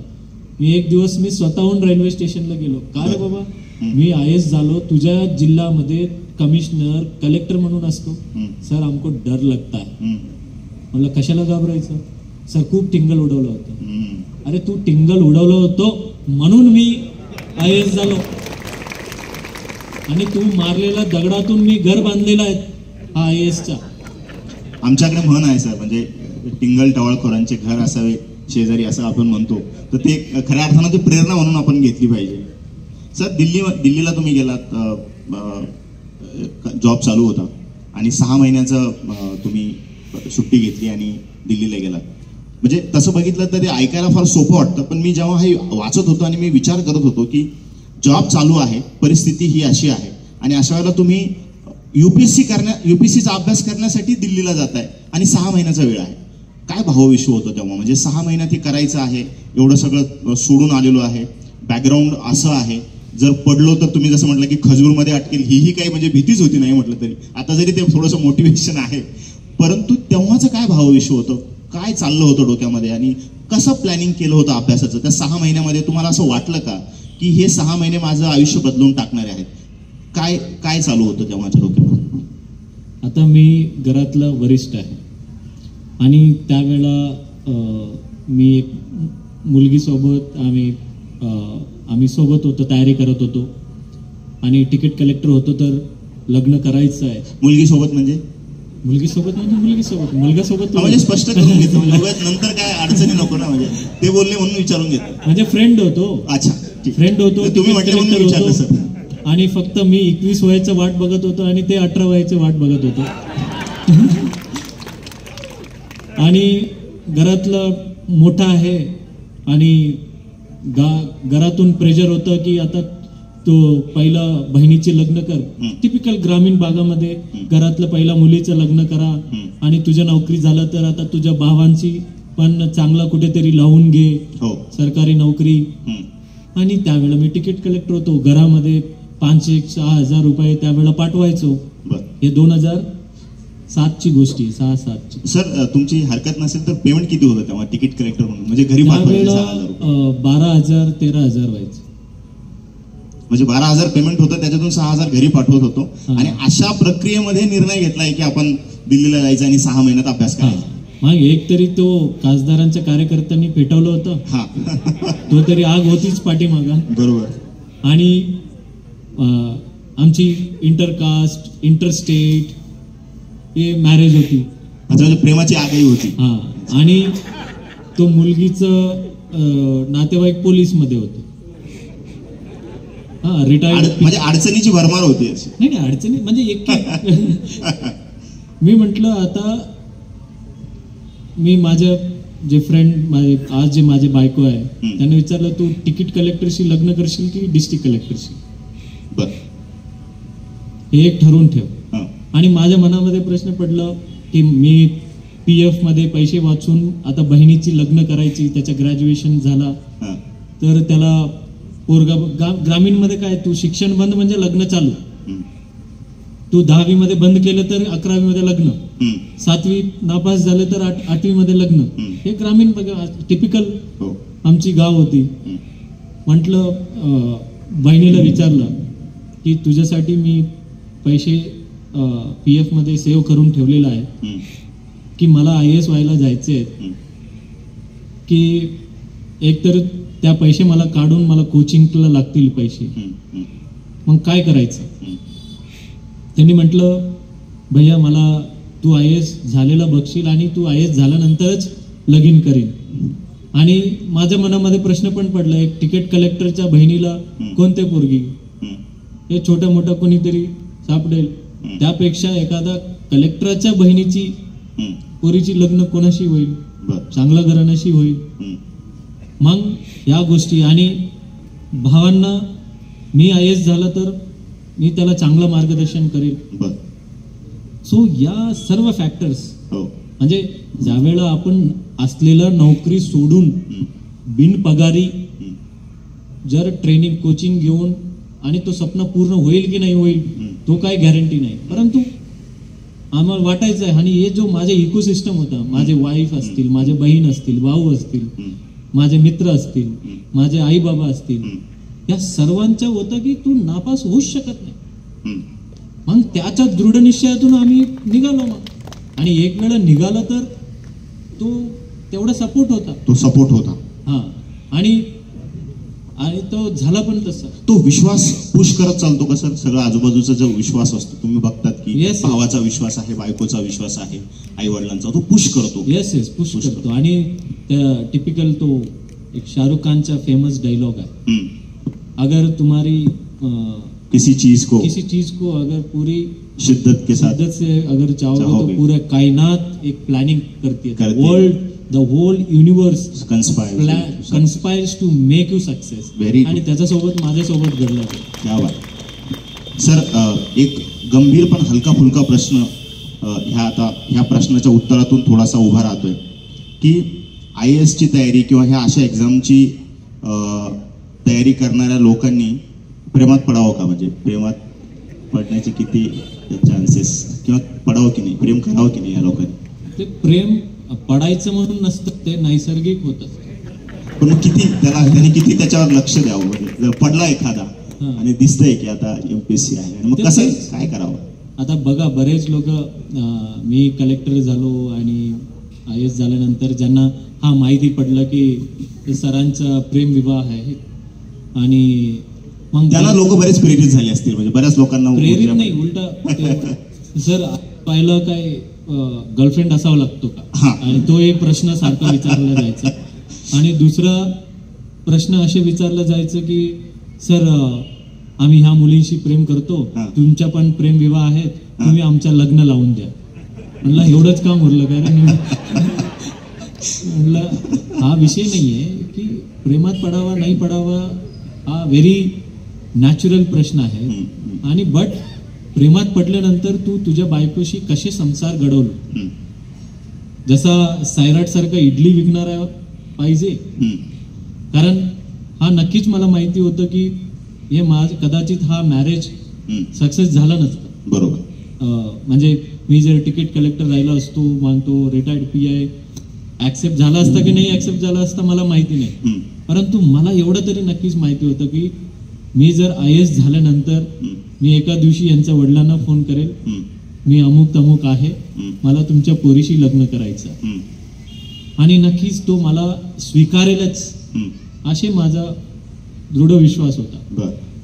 आणि तो तसा घडला पण. मी ज्यावेळेला नांदेड म्युनिसिपल कमिशनर होतो आणि मी IAS झाल्यानंतर तर भरपूर मोठे मोठे संबंध हा. या मिनिस्टरशी, तो मिनिस्टरशी, मोठे मोठे उद्योजकांची आणि IAS ऑफिसरांची संबंध यायचं.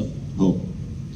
परंतु मला ज्या मुलीसोबत प्रेम होतं की I didn't want to compromise. मला एवढा आशा दाखवली की तुम्हाला पुढे जाऊन काही करायची गरज नाही. एवढा मोठा मला कधी पोरी सांगायची नाही, त्याचा प्रॉपर्टी सांगायचं मला ज्यावेळेला IAS झाल्यानंतर.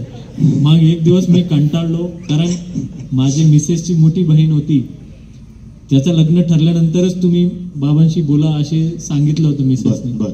एक दिवस कंटाळून माझे सासऱ्यांना फोन केलं की सर मेरा नाम जी श्रीकांत है, मैं नांदेड म्युनिसिपल कमिश्नर हूँ, मला तुमची मुलीसोबत प्रेम आहे.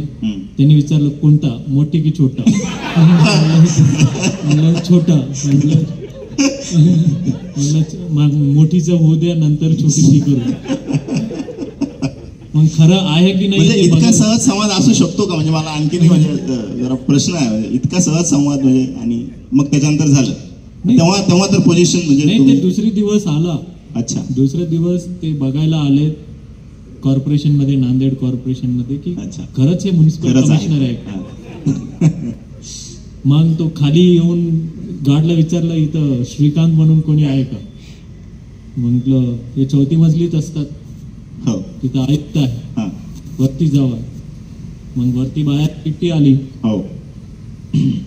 नाव भेटण्याचे आमच्याकडे असतात, नाव पत्ता भेटण्याची कारण सरकारी कार्यालयामध्ये, नाव भेटण्याची कारण मुलीच्या लग्नाकरिता बोलणं.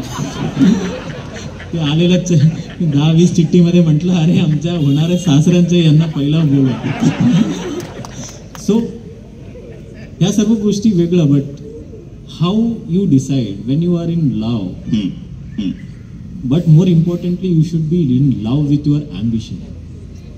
की तुमचं स्वप्न काय, की मुलीशी प्रेम करणे किंवा तुमची स्वप्न पूर्ण करणे. स्वप्न काय आहेत की सर्व्हिस, आणि नक्कीच एक आणि तुम्हाला सपोर्ट करणारा आहे का? अगदी अगदी.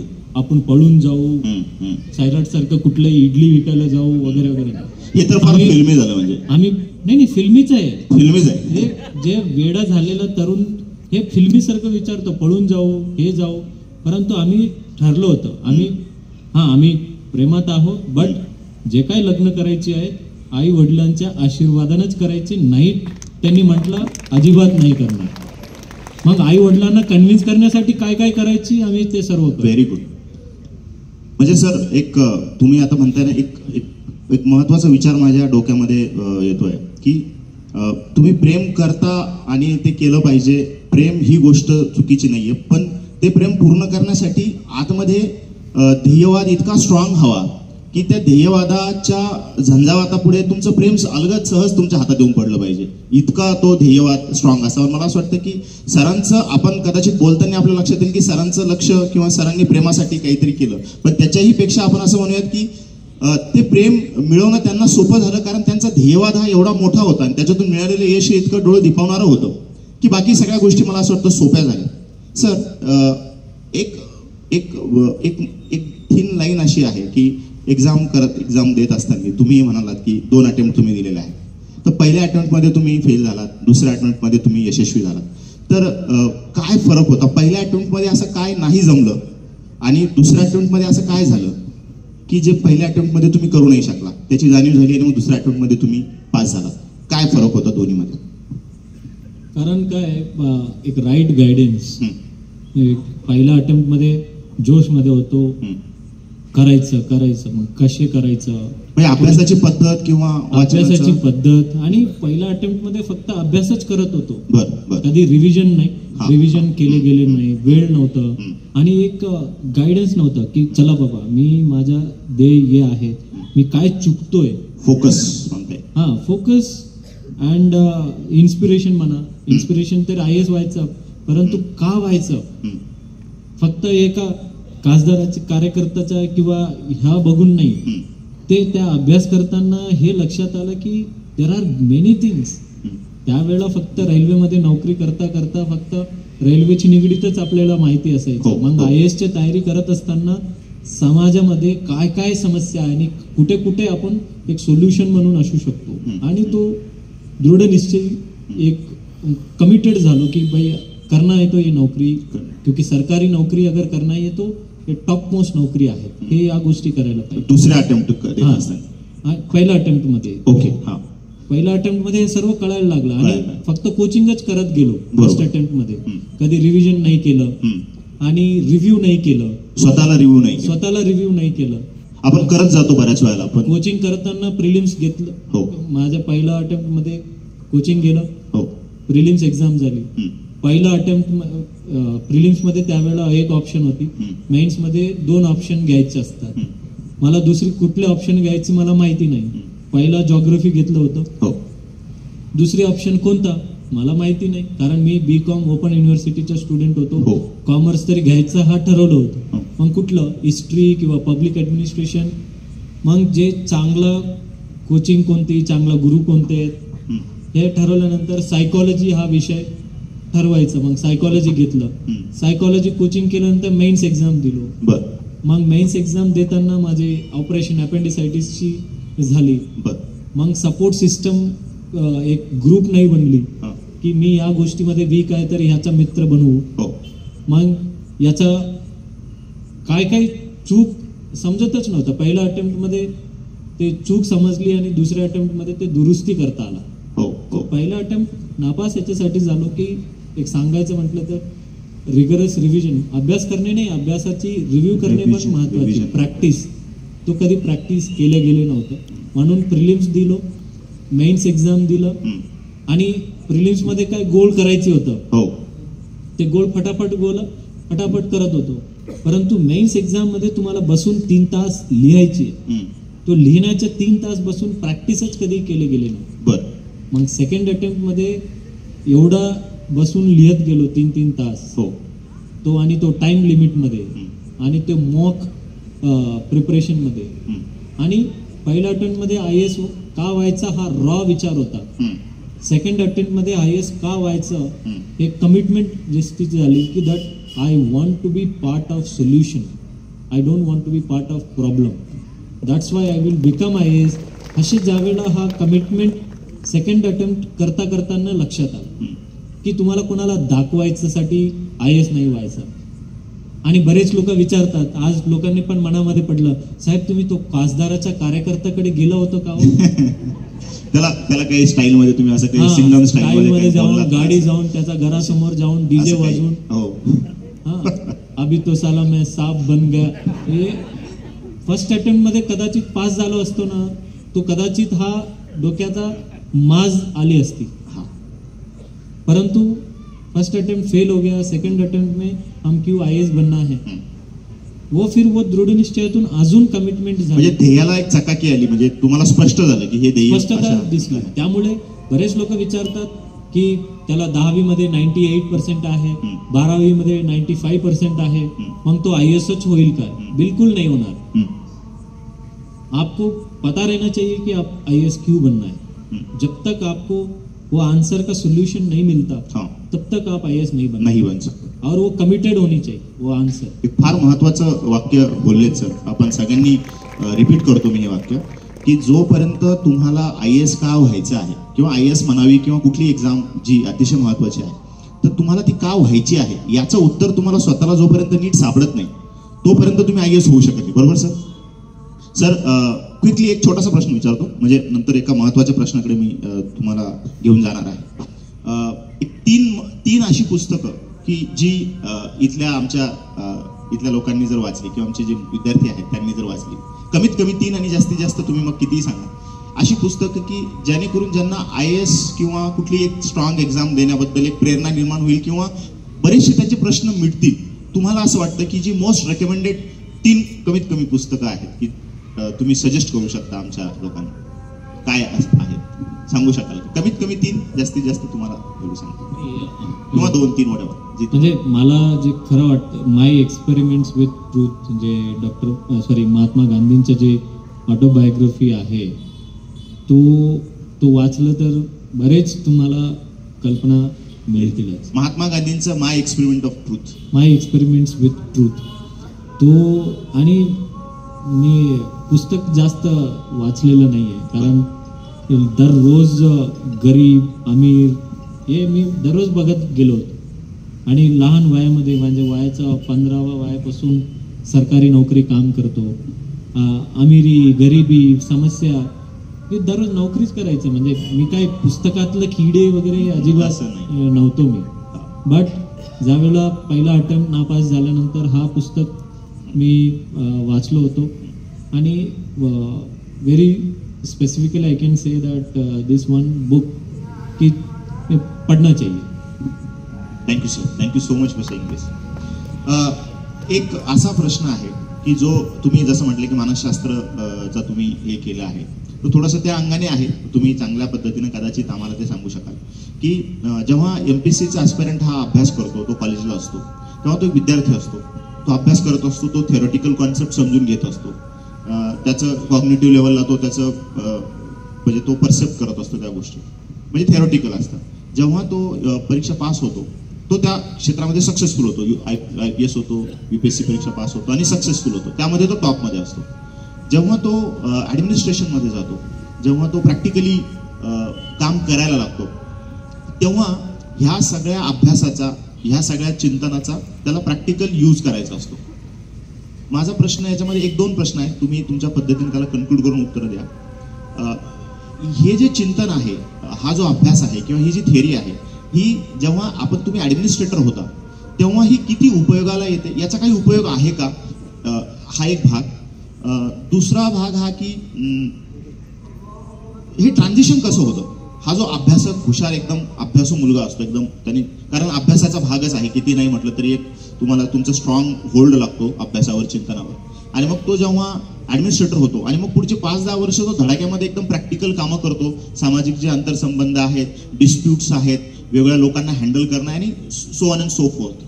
तर या सगळ्या गोष्टींना हे ट्रान्झिशन कसं होतं सर, आणि ते तुम्ही घडवलंय स्वतःमध्ये, कारण ते यशस्वीरित्या घडलंय. जसं मी ते बघतोय की प्रॅक्टिकली तुम्ही इतके धडाडीचे निर्णय घेतले, इतके क्रिएटिव्हली ते निर्णय घेतले आणि ते राबवले, सगळ्यात महत्वाचं.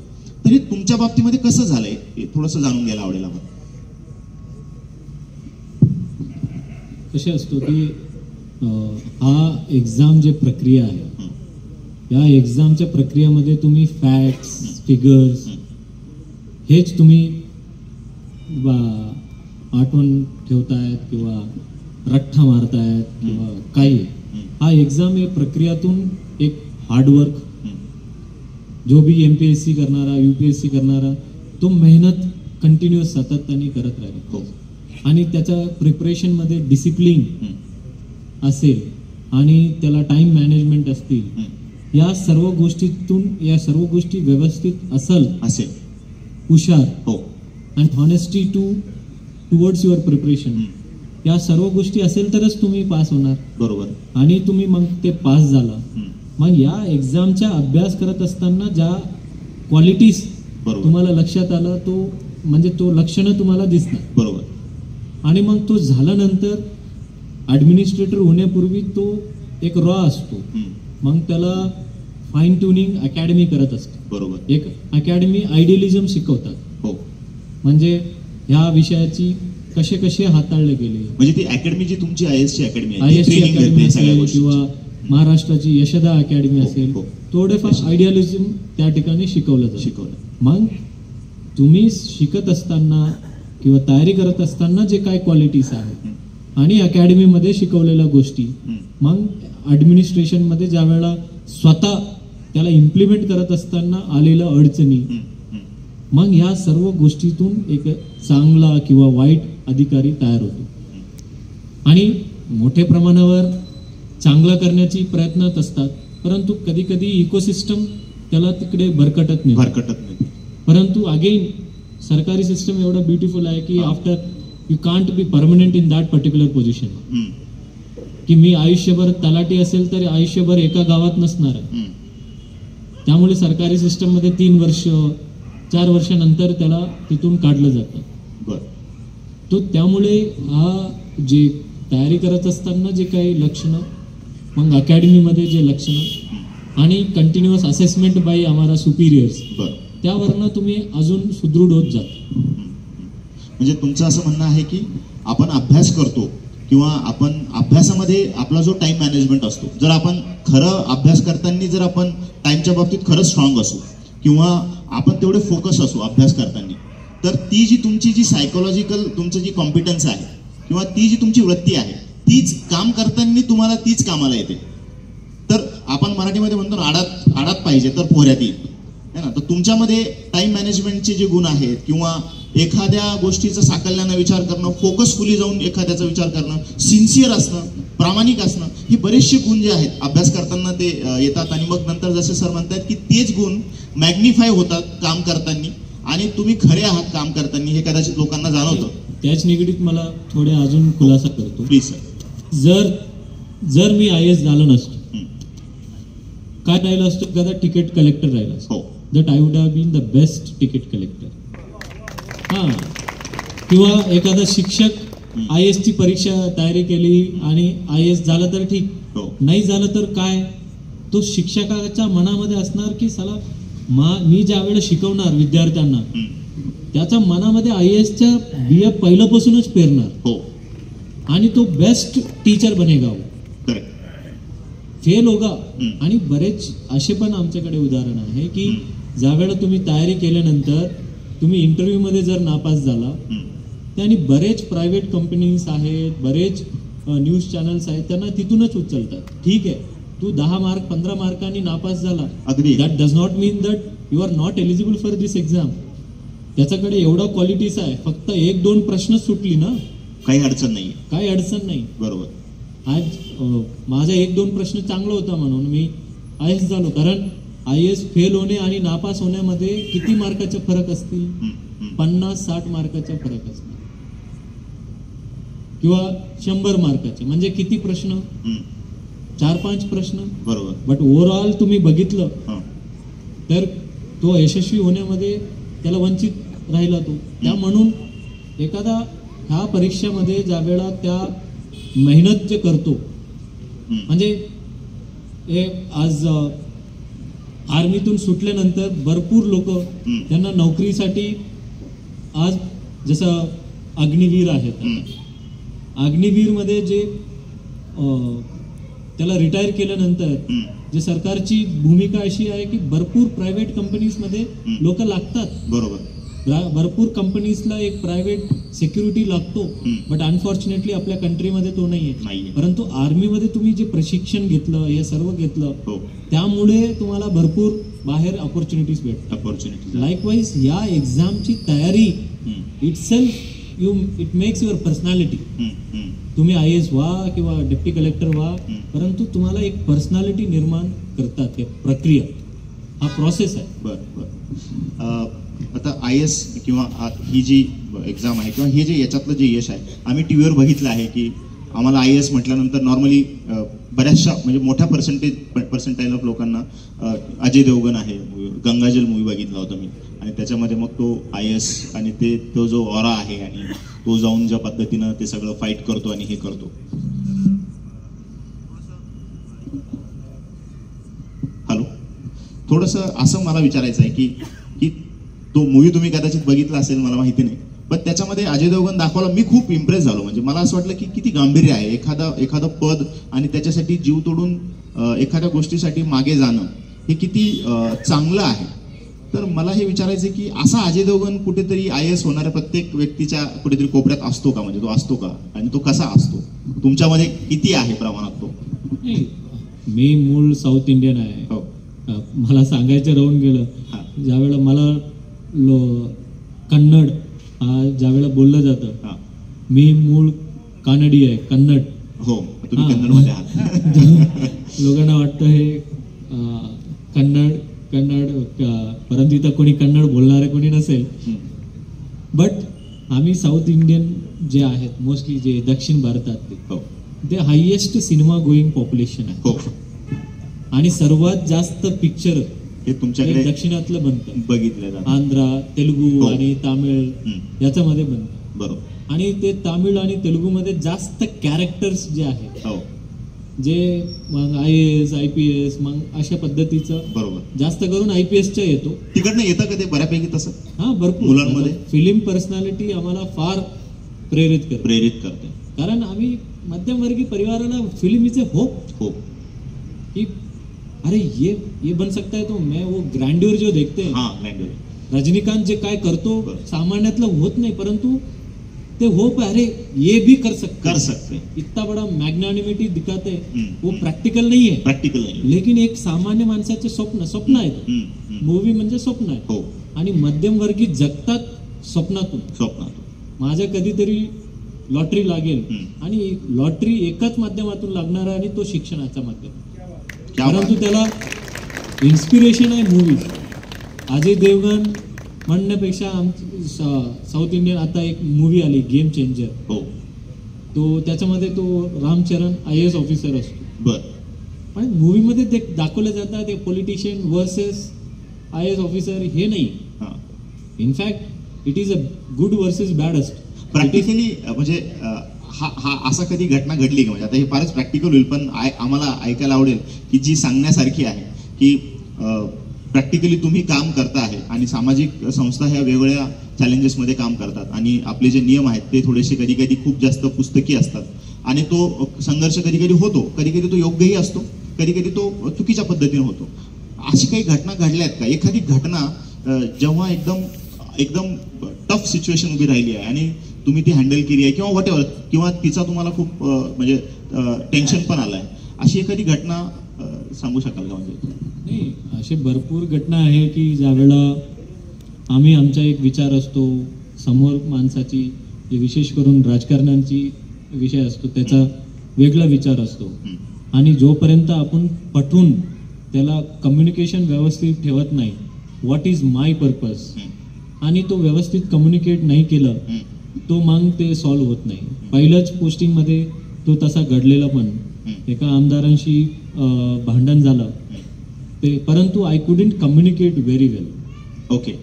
आणि ते त्यांच्या जागेवर बरोबर होते, मी माझ्या जागेवर मी बरोबर होतो, परंतु बसून ते विषय, कारण शेवटी जनप्रतिनिधी त्याला उत्तर द्यायचे असतात, आणि टिपिकली एक सामान्य याच्यामध्ये हे अधिकारी वर्सेस पॉलिटिशियन असे या गोष्टीमध्ये मी पडत नाही. आणि शेवटी जो लोकप्रतिनिधी लोकांशी रेस्पॉन्सिबल राहायला पाहिजे, आणि त्याच्यासाठी आम्ही त्यांचे पॉलिसीज एक्झिक्यूट करणारा एक्झिक्युटिव्ह मशिनरी आहे, आणि त्याचा प्रमुख म्हणून मी असतो.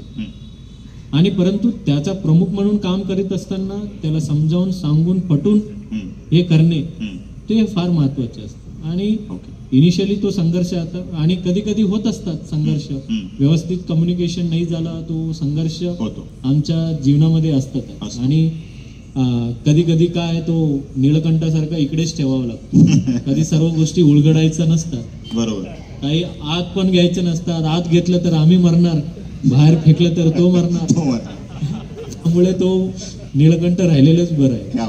म्हणजे किती सुंदर पद्धतीने आणि किती मोकळेपणाने, म्हणजे मला तरी सुरुवातीला असं वाटलं नव्हतं एक IAS ऑफिसर इतकं मोकळेपणाने कदाचित बोलेल, थोडासा विचार करत होतो, पण अतिशय सुंदर आणि अतिशय मन मोकळेपणाने सरांनी उत्तर दिली.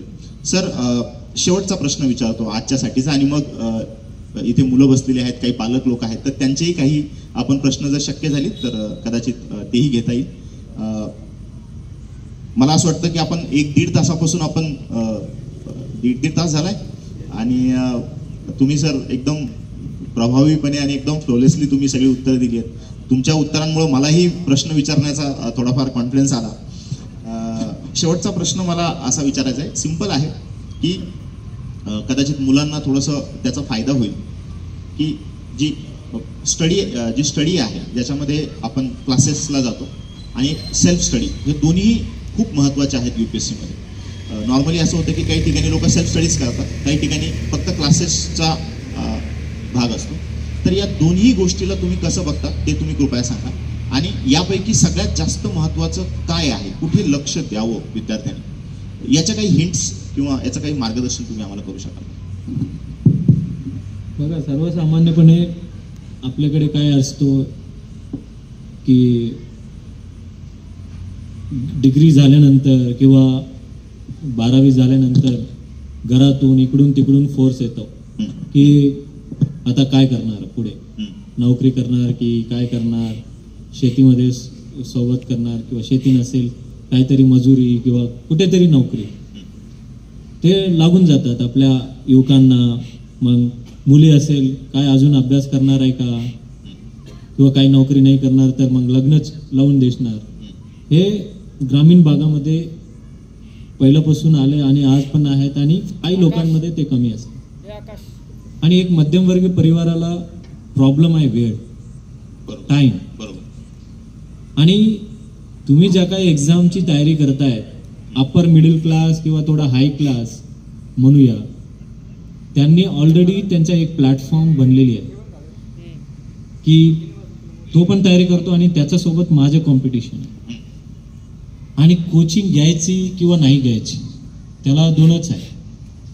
मी काय असे म्हणणार नाही की कोचिंग न घेता तुम्ही सेल्फ स्टडी करा.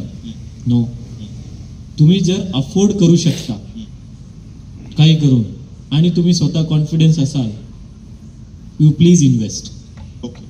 You have to invest. आणि आमच्या टाइमला तर ते सोशल मीडिया, यूट्यूब चॅनल वगैरे नव्हतं. आता तर भरपूर मुलांना मी बघतो की कानाला लागून ते यूट्यूबच्या कोणीतरी फ्री कोचिंग म्हणा, थोडेफार पेड कोचिंग म्हणा, ते आता सहजतेने उपलब्ध झालेलं आहे. But if you go to coaching and you should be in that environment. आता ऑनलाईन कोचिंग चालते यानं कितपत it is all about affordability. आता मी सन्मान्य मानसिंग पवारजींना मी अभिनंदन करेल की अशा पद्धतीच्या एखादा तालुका स्तरावर फॅसिलिटी उभं करणे ते फार मोठापणा लागतो आणि त्यांनी तो केलं. आणि काही मुलं त्याचा फायदा घेत आहेत आणि किती फायदा उचलावा तो त्यांनी मुलं आहेत. तिथं येणारे कोणी कॉन्स्टेबलचं स्वप्न पण बघणार आहे, कोणी IASचं पण स्वप्न बघणार आहे. फॅसिलिटी सेम आहे, पुस्तक सेम आहे, फक्त तुझी ताकद किती आहे तो तू ठरवायला पाहिजे. म्हणून की ज्या वेळा कोचिंग घ्यायचा की नाही घ्यायचा, if you can afford you should be in that environment. And all sort of birds flock together म्हणतो. म्हणजे जे फ्लॉकिंगसाठी आहे की जर एखादा वाघाला तर कुत्र्याच्या झुंडमध्ये सोडला तर फक्त भाऊ नाही करेल, परंतु त्यांच्यासारखंच वागेल.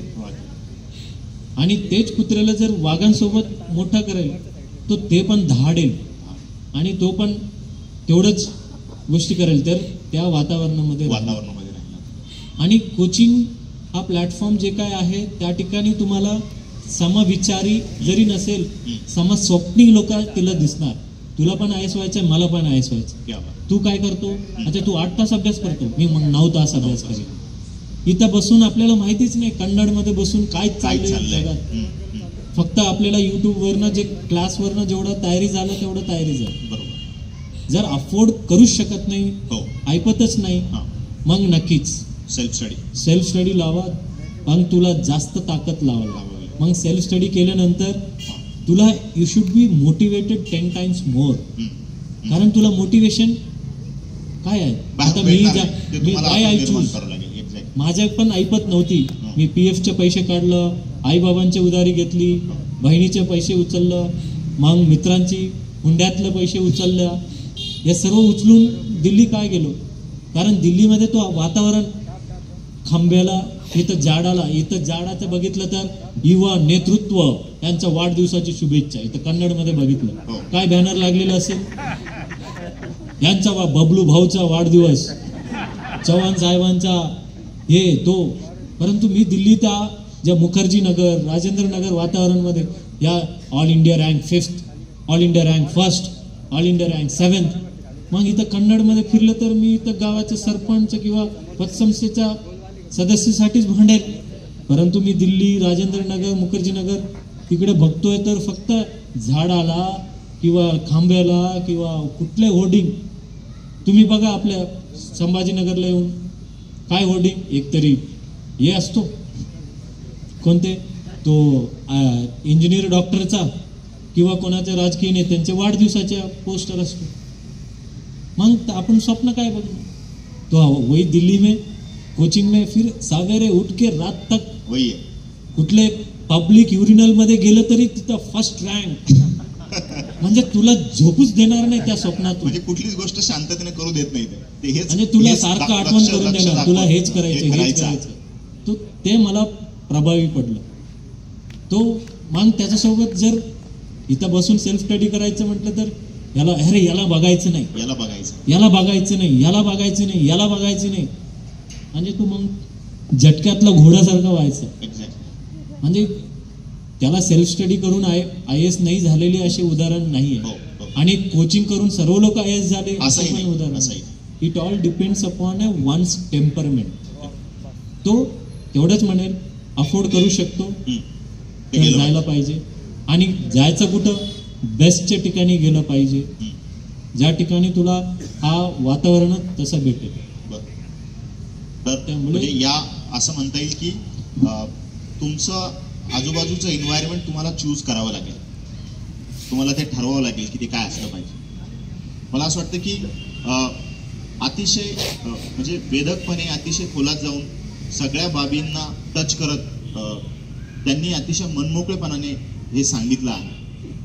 सर, खरंच तुमचे खूप मनापासून आभार मानतो की तुम्ही कन्नड सारख्या ठिकाणी आलात, इथे आलात. तुमचा कामाचा व्याप मी बघितला आहे.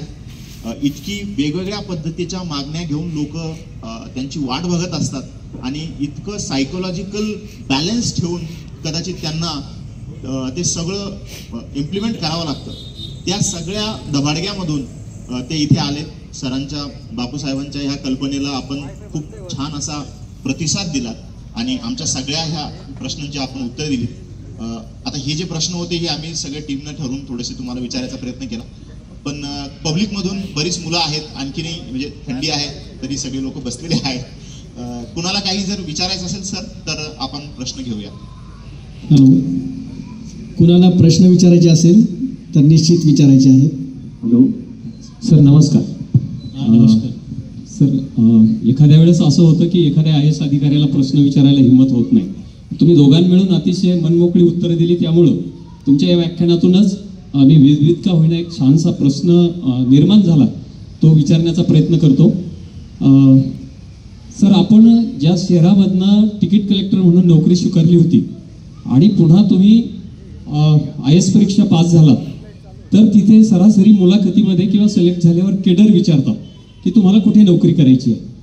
तुम्ही जेव्हा नांदेड शहरामध्ये नोकरीला परत आलात तर तुम्हाला खरं तर ज्या शहरातून तुम्ही नोकरी सोडून गेला होता तिथं नोकरी करायची होती की सासरवाडीतच तुम्हाला नोकरी करायची होती, असा माझा प्रश्न. बघा, पुन्हा त्यांनी मुळाला सांगा. नाही, कशा आहे, ज्या वेळेला UPSC साठी अभ्यास करतो किंवा MPSC साठी अभ्यास करतो, बरेच मुलं मी बघितलेलं जे आहे त्या निजाम या एरियामध्ये की या एरियामध्ये आपण इथंच राहायचं. म्हणजे त्या किती हुशार असेल तर UPSC नाही बाबा, MPSC केलं तर महाराष्ट्रामध्येच राहू, महाराष्ट्र झालं तर मराठवाड्यामध्ये राहू, मराठवाडा झालं तर संभाजीनगर जिल्ह्यामध्ये कन्नड तालुक्यातच किंवा कन्नड तालुक्यामध्ये कन्नड शहरामध्येच, हे मानसिकता. परंतु UPSC ज्या वेळेला मानसिकता असते, भारतात कुठेही जाण्याच्या मानसिकता ठेवायला पाहिजे. जम्मू काश्मीरपासून केरळापर्यंत, गुजरातपासून मणिपूरपर्यंत तुम्हाला कुठेही जाण्याची तयारी असलं पाहिजे. आणि ज्यावेळेला आम्ही परीक्षा दिली, हा योगायोग आहे की मी माझ्या ज्यावेळेला पहिलं चॉईस विचारलं की महाराष्ट्र निवडलं. त्याला 2 कारण आहे. एक तर मला ज्या वेळेलापासून अक्कल म्हणूया की 10वीच्या नंतर ज्या वेळेला अक्कल कळायला लागलं तेव्हापासून मी या मातीमध्ये आहे, माझा हा कर्मभूमी आहे. आणि मला सचिन विचारत होतं, सर तुम्हाला कुठल्या भाषेमध्ये आपण मुलाखत घेऊया. म्हटलं काय प्रश्न कशाचा, मराठीतच. कारण दुसऱ्या भाषेमध्ये कशाला आहे की मला इंग्लिश येते, कन्नड येते, कन्नड म्हणजे हा कानडी येते, तेलुगू येते, तामिळ येते, परंतु मी मराठी हा निवडलं. आणि दुसरं पोरी होतीच, मी सांगितलंच की त्याच्या हिशोबाने मला इथंच राहायचं. आणि पहिल्यापासून मानसिंग पवार सारखं आम्ही हॉस्टेलमध्येच राहिलेलो आहे. गावातून दूर. म्हटलं आयुष्यभर पोरगीच कशाला सासरवाडीत यायचा, कधी कधी जावाई पण घर जावाई म्हणायला पाहिजे, म्हणून महाराष्ट्र निवडलं. आणि मोस्ट इम्पॉर्टंटली महाराष्ट्र एक एकमेव राज्य आहे ज्या ठिकाणी गरीबातलं गरीब पण आहे आणि श्रीमंतातलं श्रीमंत पण आहे.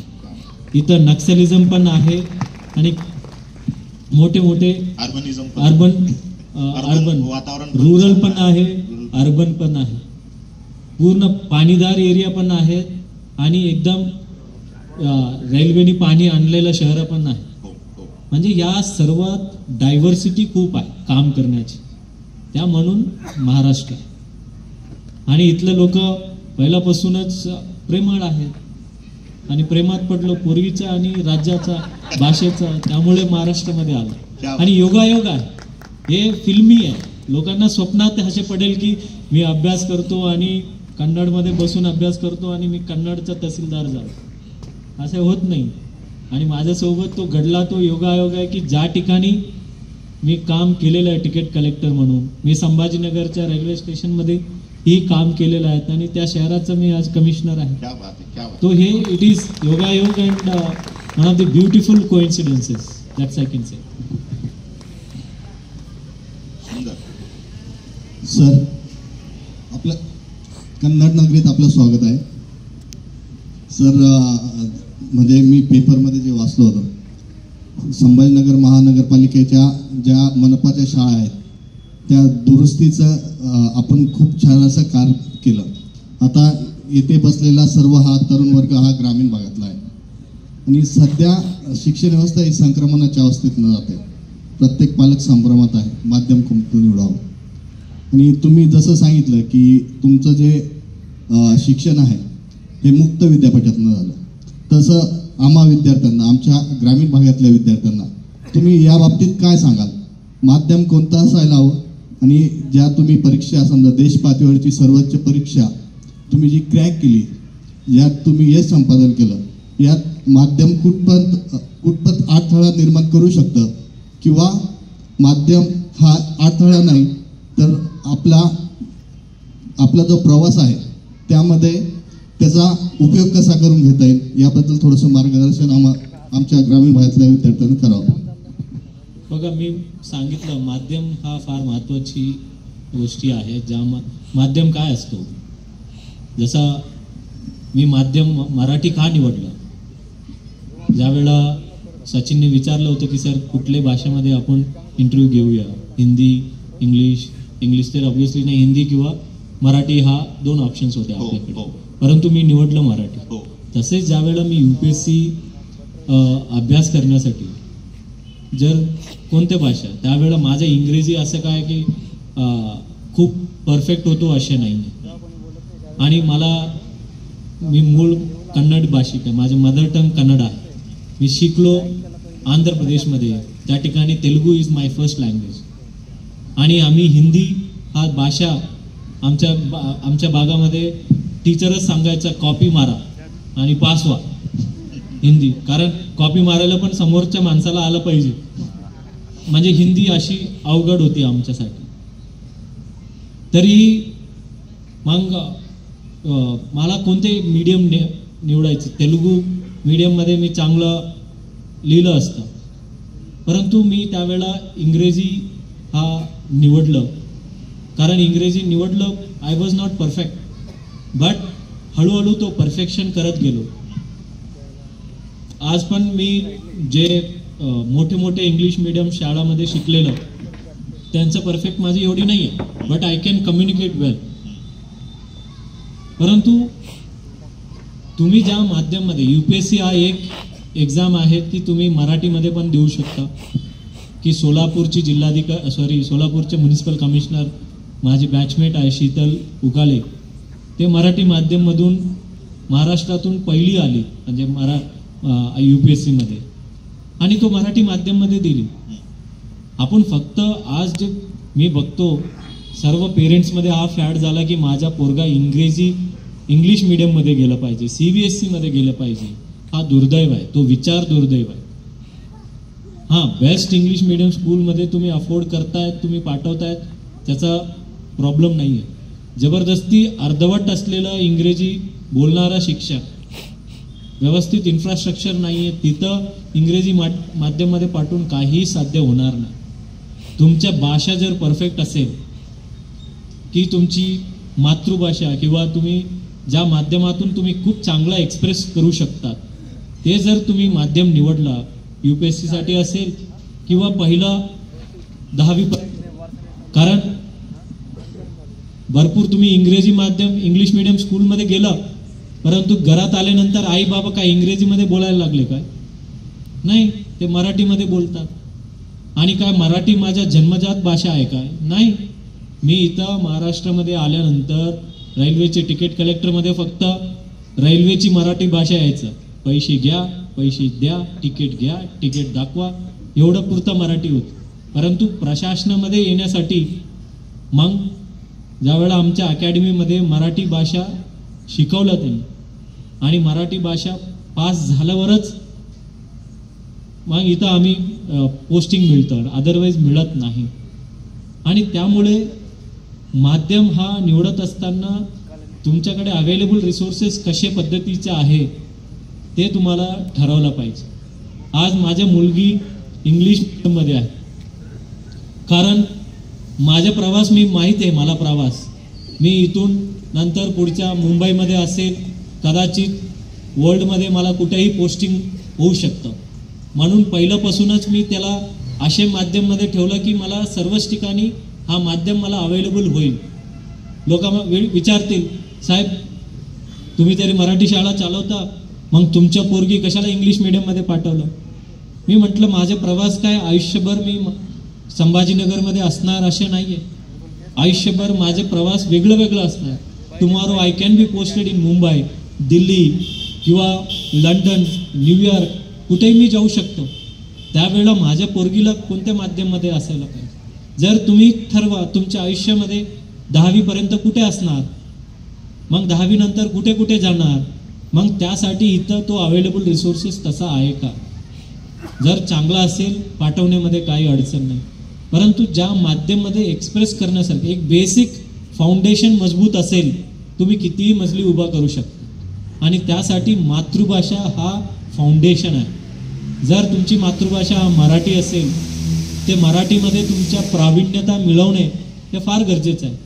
आणि आता तुमच्यासोबत एवढ्या वेळापासून मराठीत मी बोलतो, कुठल्या असे वाटलं काय की अरे साहेब काय सांगू राहिलं, मी काय ऐकू राहिलो, याचा मराठी कळे नाही आला, असे वाटलं का? नाही, असं बिलकुल नाही वाटलं. कदाचित माझं फाउंडेशन, मी माझं मातृभाषा कन्नड आणि मी शिकलेली भाषा तेलुगू हा पक्क होता, म्हणून त्याच्यावर मी हा जे मजली मराठीच्या मजली उभा केलं. उद्या मला चायनामध्ये पोस्टिंग केलं तर मी चायनीज शिकवणारच आहे, शिकणारच आहे. त्याचं फाउंडेशन आहे भाषा, हा माध्यम, हे मराठी आपल्यासाठी फार महत्त्वाचे.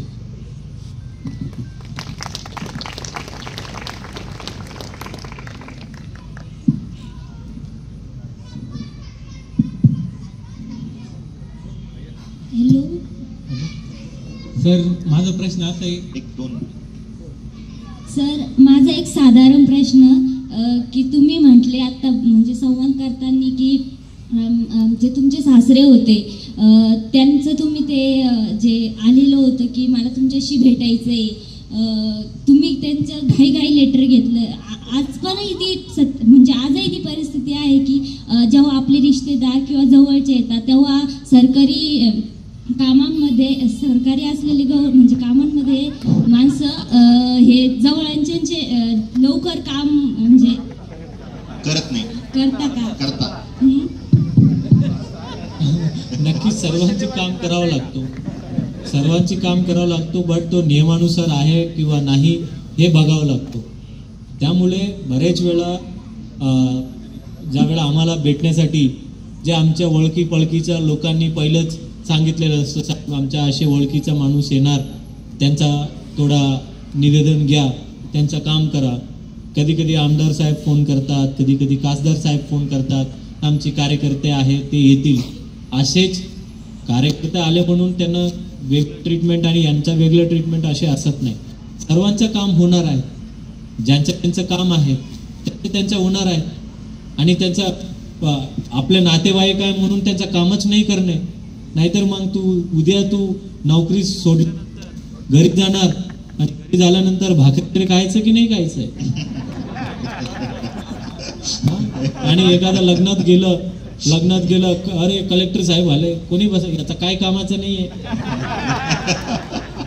याला बसवून एक कोपऱ्यात कोणाच्या नातेवाईक तर कामच करणार नाही. असे नाहीये. जे काम नियमानुसार आहे ते काम करावंच लागतो. आणि ओळखी पळकीचं आलं म्हटलं तर त्याला प्राधान्याने काम करायचं असतो. परंतु प्राधान्याने काम करत असताना कोणाचा हुडकावून म्हणजे यांना द्यायची गोष्टी तुला दिलं असे होत असं नाही. फॉर एक्झाम्पल, एखादा माणसाची जातीचं प्रमाणपत्र आहे, त्याचा अडचण आहे किंवा तलाठी साहेब फिरवायला लागले, हे आणा तो आणा इकडून आणा, आणि कोणी नातेवाईकाचा फोन आला किंवा वरिष्ठांची फोन आला, मित्राचा फोन आला, अरे साहेब आपले मित्र आहेत त्याचा बघा. मग त्याचाच जातीचं प्रमाणपत्र त्यालाच देतो ना. जे XY जातीचं असेल तर त्याला देतो, दुसऱ्यांचं हुडकून त्याला थोडी देतो. आणि दुसरा, तू आता तयारी करायला लागली असेल, आता हे तयारी करायला लागले असेल, साहेब हे नोकरी आहे, काही गोष्टीमध्ये आपण कॉम्प्रोमाइज अजिबात करायची नाही. हां, सर्व लोकांचं काम करायचं. फॉर एक्झाम्पल, ज्या वेळेला अपॉइंटमेंट नोकऱ्या त्यावेळेला द्यायचे असतात, साहेब हे आमचे नातेवाईकचं आहे किंवा आमच्या कार्यकर्त्याची आहे, यांचं आहे, मी अजिबात ऐकायला पण नाही पाहिजे. कारण असे जर ऐकलं असतो मग माझ्या जागेवर कोणाला बसवलं असतं ना यापूर्वी लोकांना. मी एक जसं सांगितलं की एवढ्या परिस्थितीतून आपण इकडे बसलो कारण आपल्या स्वतःची शिक्षणाच्या भरोश्यावर. त्यामुळे कोणाच्या हुडकून दुडकून काय याचा हिसकावून यांना द्यायचं नाही. त्याचा हक्काचे आहे त्याला देऊन टाक. आपले काय प्रश्न पडतात, साहेब आमची जमीन आहे, बांधकाम परमिशन हे देत नाही तुमचे अधिकारी, हे पत्र आणा तो पत्र आणा. कधी कधी एखादा पत्र कमी जास्त असेल तरी त्याला सोडून काम करायचं असतात. तो अशा गोष्टी करण्यामध्ये मागे पुढे बघायचं नाही, उलटा प्राधान्याने द्यायचं. कधी कधी नाही, आपल्या बायकोचं आहे ना अजिबात करायची नाही, मग झाली डायव्हर्स. हा, असे होईल काय? असे करणार आहे की? फार हिंमत असावी लागेल, म्हणजे फार हिंमत असावी लागेल. पृथ्वीवर तरी नाहीत असे लोक. शेवटचा प्रश्न विचारा. सर, माझा प्रश्न आता आहे, मी तर हाच तालुका आहे माझा कन्नड, अरसवाडी गाव आहे. सर, माझ्या गावात 15 ते 20 पोलीस आहे. आणि ते पोलीस जेव्हा घरी येतात, दिवाळी असतो किंवा कधी पण त्यांना सुट्टी भेटली तेव्हा ते घरी येतात, ते अशी दाखवतात का त्यांची कपड्यांची इस्त्री कधी मोडत नाही. मग त्यांना बघून जे आमच्या गावातले मुलं आहे ते फक्त डोक्यात एकच विचार ठेवतात, नाही का मला मोठं होऊन फक्त पोलिसच बनायचं आहे. सर, आमच्या गावात सगळ्या मुलांचं टोटली एकच माइंडसेट झालं का मोठं व्हायचं आणि पोलीस बनायचं. ते त्याच्या पुढे विचारच करत नाही. कोणाला इंडियन नेव्ही माहीत नाही, एअरफोर्स माहीत नाही, काही दुसऱ्या एक्झाममध्ये माहीत नाही. सर, ते म्हणता का आम्ही मोठे होऊन पोलीस भरती करू. तर त्यांना जर आपण सांगायला गेलो, त्यांच्या आईवडिलांना सांगायला गेलो का तुम्ही तुमच्या मुलाला असं करता, तर मग आपण त्यांना सांगू शकत नाही सर, कारण की आपण जॉबला नाही अजून. आणि एखादा पोलीस राहिला त्यांचं बोलण्याचा जास्त प्रभाव पडतो आपल्यापेक्षा. तर सर, आपण त्या लोकांचं माइंडसेट कोणत्या पद्धतीने चेंज करू शकतो? याच्यासाठी तुम्हाला मानसिंग पवार साहेबांना परत एक लायब्ररी अशा एक कार्यक्रम तुझ्या गावात करावा लागतो. आता मानसिंग पवार गेल्या वर्षी इथं मुख्य सचिवांना आणले. मुख्य सचिव म्हणजे मुख्यमंत्री सोबत बरोबर बसणारा IAS अधिकारी. आणि आज मला आणले छत्रपती संभाजीनगर शहराचा आयुक्त. त्याला वाटलं तर तहसीलदार पण आणला असता किंवा एखादा पोलीस कॉन्स्टेबलला बसून इंटरव्ह्यू घेतला असता.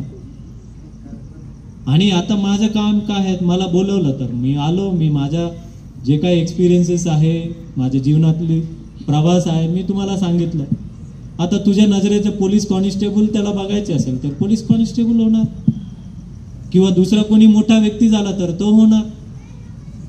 आता आपण कोण कोणाला सांगायचं? आता यूट्यूब आहे, यूट्यूबमध्ये काय बघायचंय हा तू ठरवा. UPSCचा म्हणजे एखादा यशस्वी कहाणी बघायचा, किंवा ऊ अंटावा की ऊ अंटावा बघायचा, हे आपल्या हातात आहे यार. तुला काय बघायचं? आता हे पेपरमध्ये आला, हे आला, तू त्या खुर्चीवर बसला, तुझ्या आजूबाजूच्या खुर्ची रिकामा आहेत, म्हणजे तू कॉम्पिटिशनमध्ये 2 पाऊल पुढे आहे. तुझा विचार तरी पोलीस कॉन्स्टेबल नसणार, हे नक्कीच ठरवलं मी. परंतु तुझ्या जे काही स्वप्न आहे, आता त्यांना बघून तू होणार आहे का? किंवा पोलीसची कपडे इस्त्री विटत नाही, मग कन्नडमध्ये येऊन ट्रॅफिक सिग्नलवर उभा असलेला किंवा संभाजीनगरमध्ये असलेला ते पोलीस कॉन्स्टेबलला बघा. आणि यापुढे पण जे मानसिंग पवारजी आहे की त्यांनी कन्नडसारखा छोट्याशा शहरामध्ये असे कार्यक्रम शहरामध्ये पण होत नाही, संभाजीनगर शहरामध्ये पण होत नाही, पण कन्नडसारख्या शहरामध्ये हे होतो. मोठे मोठ्या व्यक्तींना आणून त्याला काय, त्याच्या पोरांना IAS करायचं आहे, संपले त्यांच्या, आता पोरं व्यवसायात लागले. आता त्याला तू पोरं म्हणून बघतायत, त्याला तुला IAS करायची आहे, तुला IAS करायची आहे. या कन्नडसारख्या भागातून एखादा IASला पाठवायचे आहे, महाराष्ट्रात पाठवायचे आहे, काश्मीरला पाठवायचे आहेत, जगाच्या कोपरामध्ये कन्नडच्या पोरांना पाठवायचे. कुठे कन्नडचा झेंडा गाडायची आहे. त्याला वाटलं असतं तरी तर कॉन्स्टेबलला बोलून छोटासा कार्यक्रम घेतला असता. ते काय कॉन्स्टेबलच्या नोकरी चुकीचा आहे असे म्हणत नाही, परंतु तुझ्या ताकद किती मोठा आहे, तू किती मोठा विचार करशील, हा विचारधाराच्या मंचा. म्हणून तुम्ही ठरवा. आपण सर्वांना सांगत फिरणार, हे तू IAS हो, हे तू नाही, तू नाही, तू नाही. त्यांना काय व्हायचं, त्याच्या समोर पोलीसच मोठा होतो. आता मी सांगितलं ना, माझ्यासोबतीतल्या मित्रांना बँकेच्या नोकरी मोठा व्हायचं तर तिकडे झाले, थांबले. मला तर हे व्हायचं होतं, त्यामुळे तो झालो. आता पुढे अजून जाऊन काय व्हायचं ते होईल. परंतु मी जर छोटे स्वप्न बघितलं तर छोटंच राहील, मोठं स्वप्न बघितलं तर मोठं राहील. आणि कोणी स्वप्न बघावा त्या स्वप्नात घुसण्याची लायकी तरी माझी नाहीये. परंतु आज झोपणारा जे तरुण आहे, हे नक्कीच तुझ्या स्वप्नात मी जरूर आहे, तुझ्या पालकांच्या स्वप्नात जरूर आहे. आज झाला रे बाबा, आपल्यामध्ये सुद्धा आपण पण करू शकतो. हे साला 10वी म्हणजे त्याच्या शाळा सोडल्याच्या दाखलामध्ये कॅरेक्टर दगड मारून गेला म्हणून त्याचं वाईट आहे. या ज्या शाळामध्ये शिकले तो शाळाच बंद आहे. 10वी नंतर मुक्त विद्यापीठातून ते 12वी हे केलं. रेल्वेचा एवढा कठीण नोकरी करत करत रात्रीच्या पाळीतलं नोकरी मी घ्यायचं, कारण रात्री जास्त काम नसायचं, सर्व पॅसेंजर झोपेलं असायचं, त्यावेळेला अभ्यास करायचं. आई बाबाचं शिक्षण काही नाही, आणि सर्व एक ग्रामीण खेड्यातून एकही सरकारी नोकर नसलेला गावाचा मी, या सर्व अवघड परिस्थितीतून जर मी होऊ शकतो, तू का नाही रे होऊ शकत? हे विचार तुला पडणार, आणि तो पडला पाहिजे. आणि मी या मंचातून एवढंच आमचे विचार आहे. ह्या रिकामा खुर्चीचा मी म्हणेल कॉम्पिटिशन एवढा रिकामा खुर्चीची संपली. जे खुर्चीवर बसलेल्या लोकांच्या या विचारातून एक चांगला विचार पुढे आला, आणि त्याचं स्वप्न IAS म्हणून नाही, तू काही हो, परंतु तू ठरव, आणि तुझ्या ऐपतीपेक्षा 10 पाऊल पुढे ठरव. कारण एकच आयुष्य आहे. असं आहे का या आयुष्यात पोलीस कॉन्स्टेबल होईल, पुढच्या जन्माला PI होईल, पुढच्या जन्माला IPS होईल? एकच आहे, एकच वेळी ठरव. आणि जे काही ठरवायचं लग्नापूर्वीच ठरव. लग्नापूर्वी बायकोच ठरवत असते. थँक्यू. जय हिंद, जय महाराष्ट्र. सगळ्यात शेवटची लाईन अतिशय महत्वाची होती. Hello, sir. Myself Naina Shegogar from Shivaji College of Pharmacy, first year. So my question is that how do you face negative peoples जसं की तुम्ही बोललात की लोक बोलतात की नाही तू नाही करू शकत, तर मग तुम्ही ती मेंटॅलिटी कशी स्टेबलाइज केली?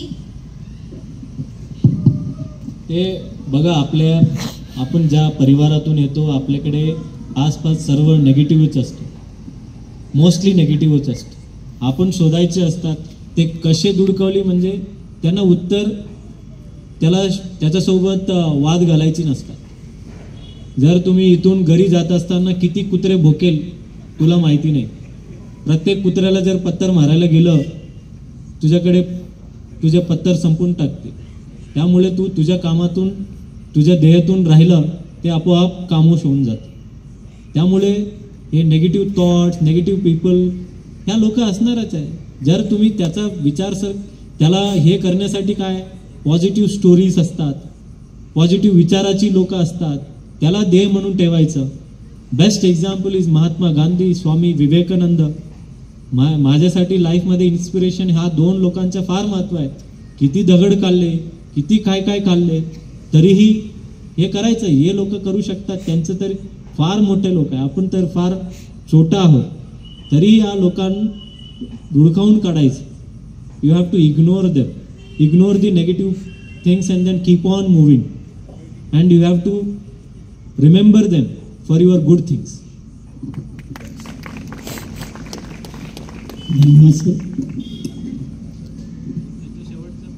शेवट प्रश्न विचारणार अजून कोणी? विचारू शकतो. सर्वप्रथम इथं बसलेल्यांना माझी विनंती की सरांच्या मराठी भाषेसाठी आपण एकदा जोरदार टाळू घातला. सर, माझा असा प्रश्न आहे की आपल्या देशामध्ये समजा एक सरकारी यंत्रणा, ब्युरोक्रेसी आणि जे सरकार स्थापन होतं ते हातात हात घालून चालतात. ठीक आहे. एक उच्च पदस्थ अधिकारी म्हणून आपल्यासमोर अनेक फायली येत असतात आणि त्या फायलींना आपण त्याचं निरीक्षण करत असाल, त्याच्या कागदपत्रांची सगळी पूर्तता बघत असाल. आता जी वस्तुस्थिती आहे ही आपण मान्य करावं लागेल की आपल्या देशामध्ये सरकार कुठली योजना राबवतं आणि त्या योजनेचे वेगवेगळे लाभार्थी असतात. आता ते लाभार्थी किती खरे असतात, किती खोटे असतात, हे सर्व स्रोत आहे सर. याच्यामध्ये लपून बोलायची काही कुठली गोष्ट नाही. मला तुम्हाला असा प्रश्न आहे की समजा एखादी फाईल आली आणि ती फाईल, त्या फाईलीचा लाभार्थी हा कागदपत्रांच्या पूर्ततेच्या आधारावर आपण करतोय, हा एक भाग झाला. आणि कदाचित तो लाभार्थी खोटा आहे, काय तो त्या क्रायटेरियामध्ये ॲक्च्युली बसत नाही, पण त्यांनी ते सर्व कागदपत्र आणले, ती फाईल तयार केली आणि त्या कागदपत्रावरनं एक रिस्पॉन्सिबल पर्सन म्हणून तुम्हाला असं वाटतंय की ठीक आहे, आता हे सगळं याचं ओके आणि याला आपण काय जो असेल तो त्याला हे करावं. पण पर्सनली जर तुम्हाला असं वाटतंय की कदाचित हा ॲक्च्युअल लाभार्थी नसू शकतो, पण माझ्यासमोर जे कागदपत्र आली त्यावरनं मला हा निर्णय घ्यावा लागतोय. सर, कधी सगळं तुम्ही जेव्हा तुमच्या दिवसभराचं कामकाज करत असताल आणि रात्री झोपायला जात असताल तेव्हा का तुमच्या मनात असा कधी प्रश्न येतो सर की किंवा अशी गिल्टी फिलिंग तुमच्या मनामध्ये कधी येते की आपल्याकडनं कदाचित म्हणजे हे असं झालेलं आहे की कदाचित मला फक्त कागदपत्रांच्या आधारे मला एखाद्याला पुढे पास करावं लागेल, पण तो असं नाही. हा एक प्रश्न झाला. आणि दुसरा प्रश्न सर माझा फार महत्वाचा आहे. एक ब्युरोक्रेसीमधली जी काही करप्ट ज्याला आपण म्हणतोय यंत्रणा किंवा जे आपल्या अवतीभोवती दिसतंय भ्रष्टाचार, तर हा भ्रष्टाचार थांबवण्यासाठी एक IAS अधिकारी म्हणून आपण कुठली भूमिका आपण करू शकता, कुठला रोल करू शकता, किंवा या सगळ्या यंत्रणामध्ये तुमच्या लेवलची जी काही यंत्रणा आहे ती भारतासाठी किंवा आपल्या देशासाठी काय करू शकते, हा माझा एक प्रश्न असतो. पहिला प्रश्न जे आहे, तुम्हाला ज्यावेळेला झोप लागते, एखादा चुकीच्या लाभार्थ्यांना आपण हे दिलं का त्यामुळे झोप लागते का, त्यापेक्षा मला एखादा योग्य लाभार्थींना न्याय देऊ शकलो नाही त्यावेळेला मला झोप व्यवस्थित लागत नाही. कारण आपल्या सरकारी सिस्टममध्ये भरपूर चुकीच्या लाभार्थी वगैरे भरपूर असणार आहे, परंतु योग्य लाभार्थीला ज्या दिवशी मी न्याय देत नाही असे भरपूर वेळा घडले पण, आणि त्यावेळेला मला खरंच जॉब व्यवस्थित लागत नाही. आणि सिस्टममध्ये ज्यावेळेला आम्ही पॉलिसी मेकर म्हणून काम करत असताना की जास्तीत जास्त लाभार्थी कसे योग्य निवडू शकतो ह्याच्याकडे जास्त कळ असतो, रादर दॅन नेगेटिव्ह विचाराचा होत नाही. एखादा मला योजना करायची आहे, कधी कधी एखादा स्कीम असे बनवेल की कोणी बसणार नाही, फक्त 2च माणसं बसेल, असे पॉलिसी बनवत नसतात. आता इथं मी इथं बसायला माणसांना 2 कोटी रुपये बक्षीस देईल. लाभार्थीसाठी पात्र योजना, तो पुरुष असावा म्हटलं तर इथला सर्व लाभार्थी कट झाला, आणि त्या पुरुष 6 फीट असावा, याच्यामध्ये अजून 50% कट झालं. 6 फीट नंतर काला पॅन्ट घातला असावा आणि कालच शर्ट घातला असावा, त्याला बटन नसावा. असे फालतू कंडिशन लावून म्हणजे एकाला बसवायण्यासाठी. लक्षात आला का मी काय सांगतो, की our policy is not design like that.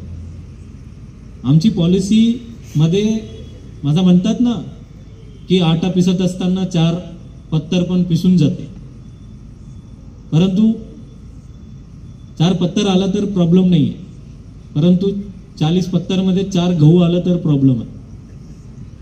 त्यामुळे हा गोष्टी तसा आहे. आणि सेकंड, जर आता विशेष करून आता ज्या योजनाच्या जास्त चर्चा आहे, लाडकी बहीण योजनेची, त्या योजनाच्या technology bank account bank linked असल्यामुळे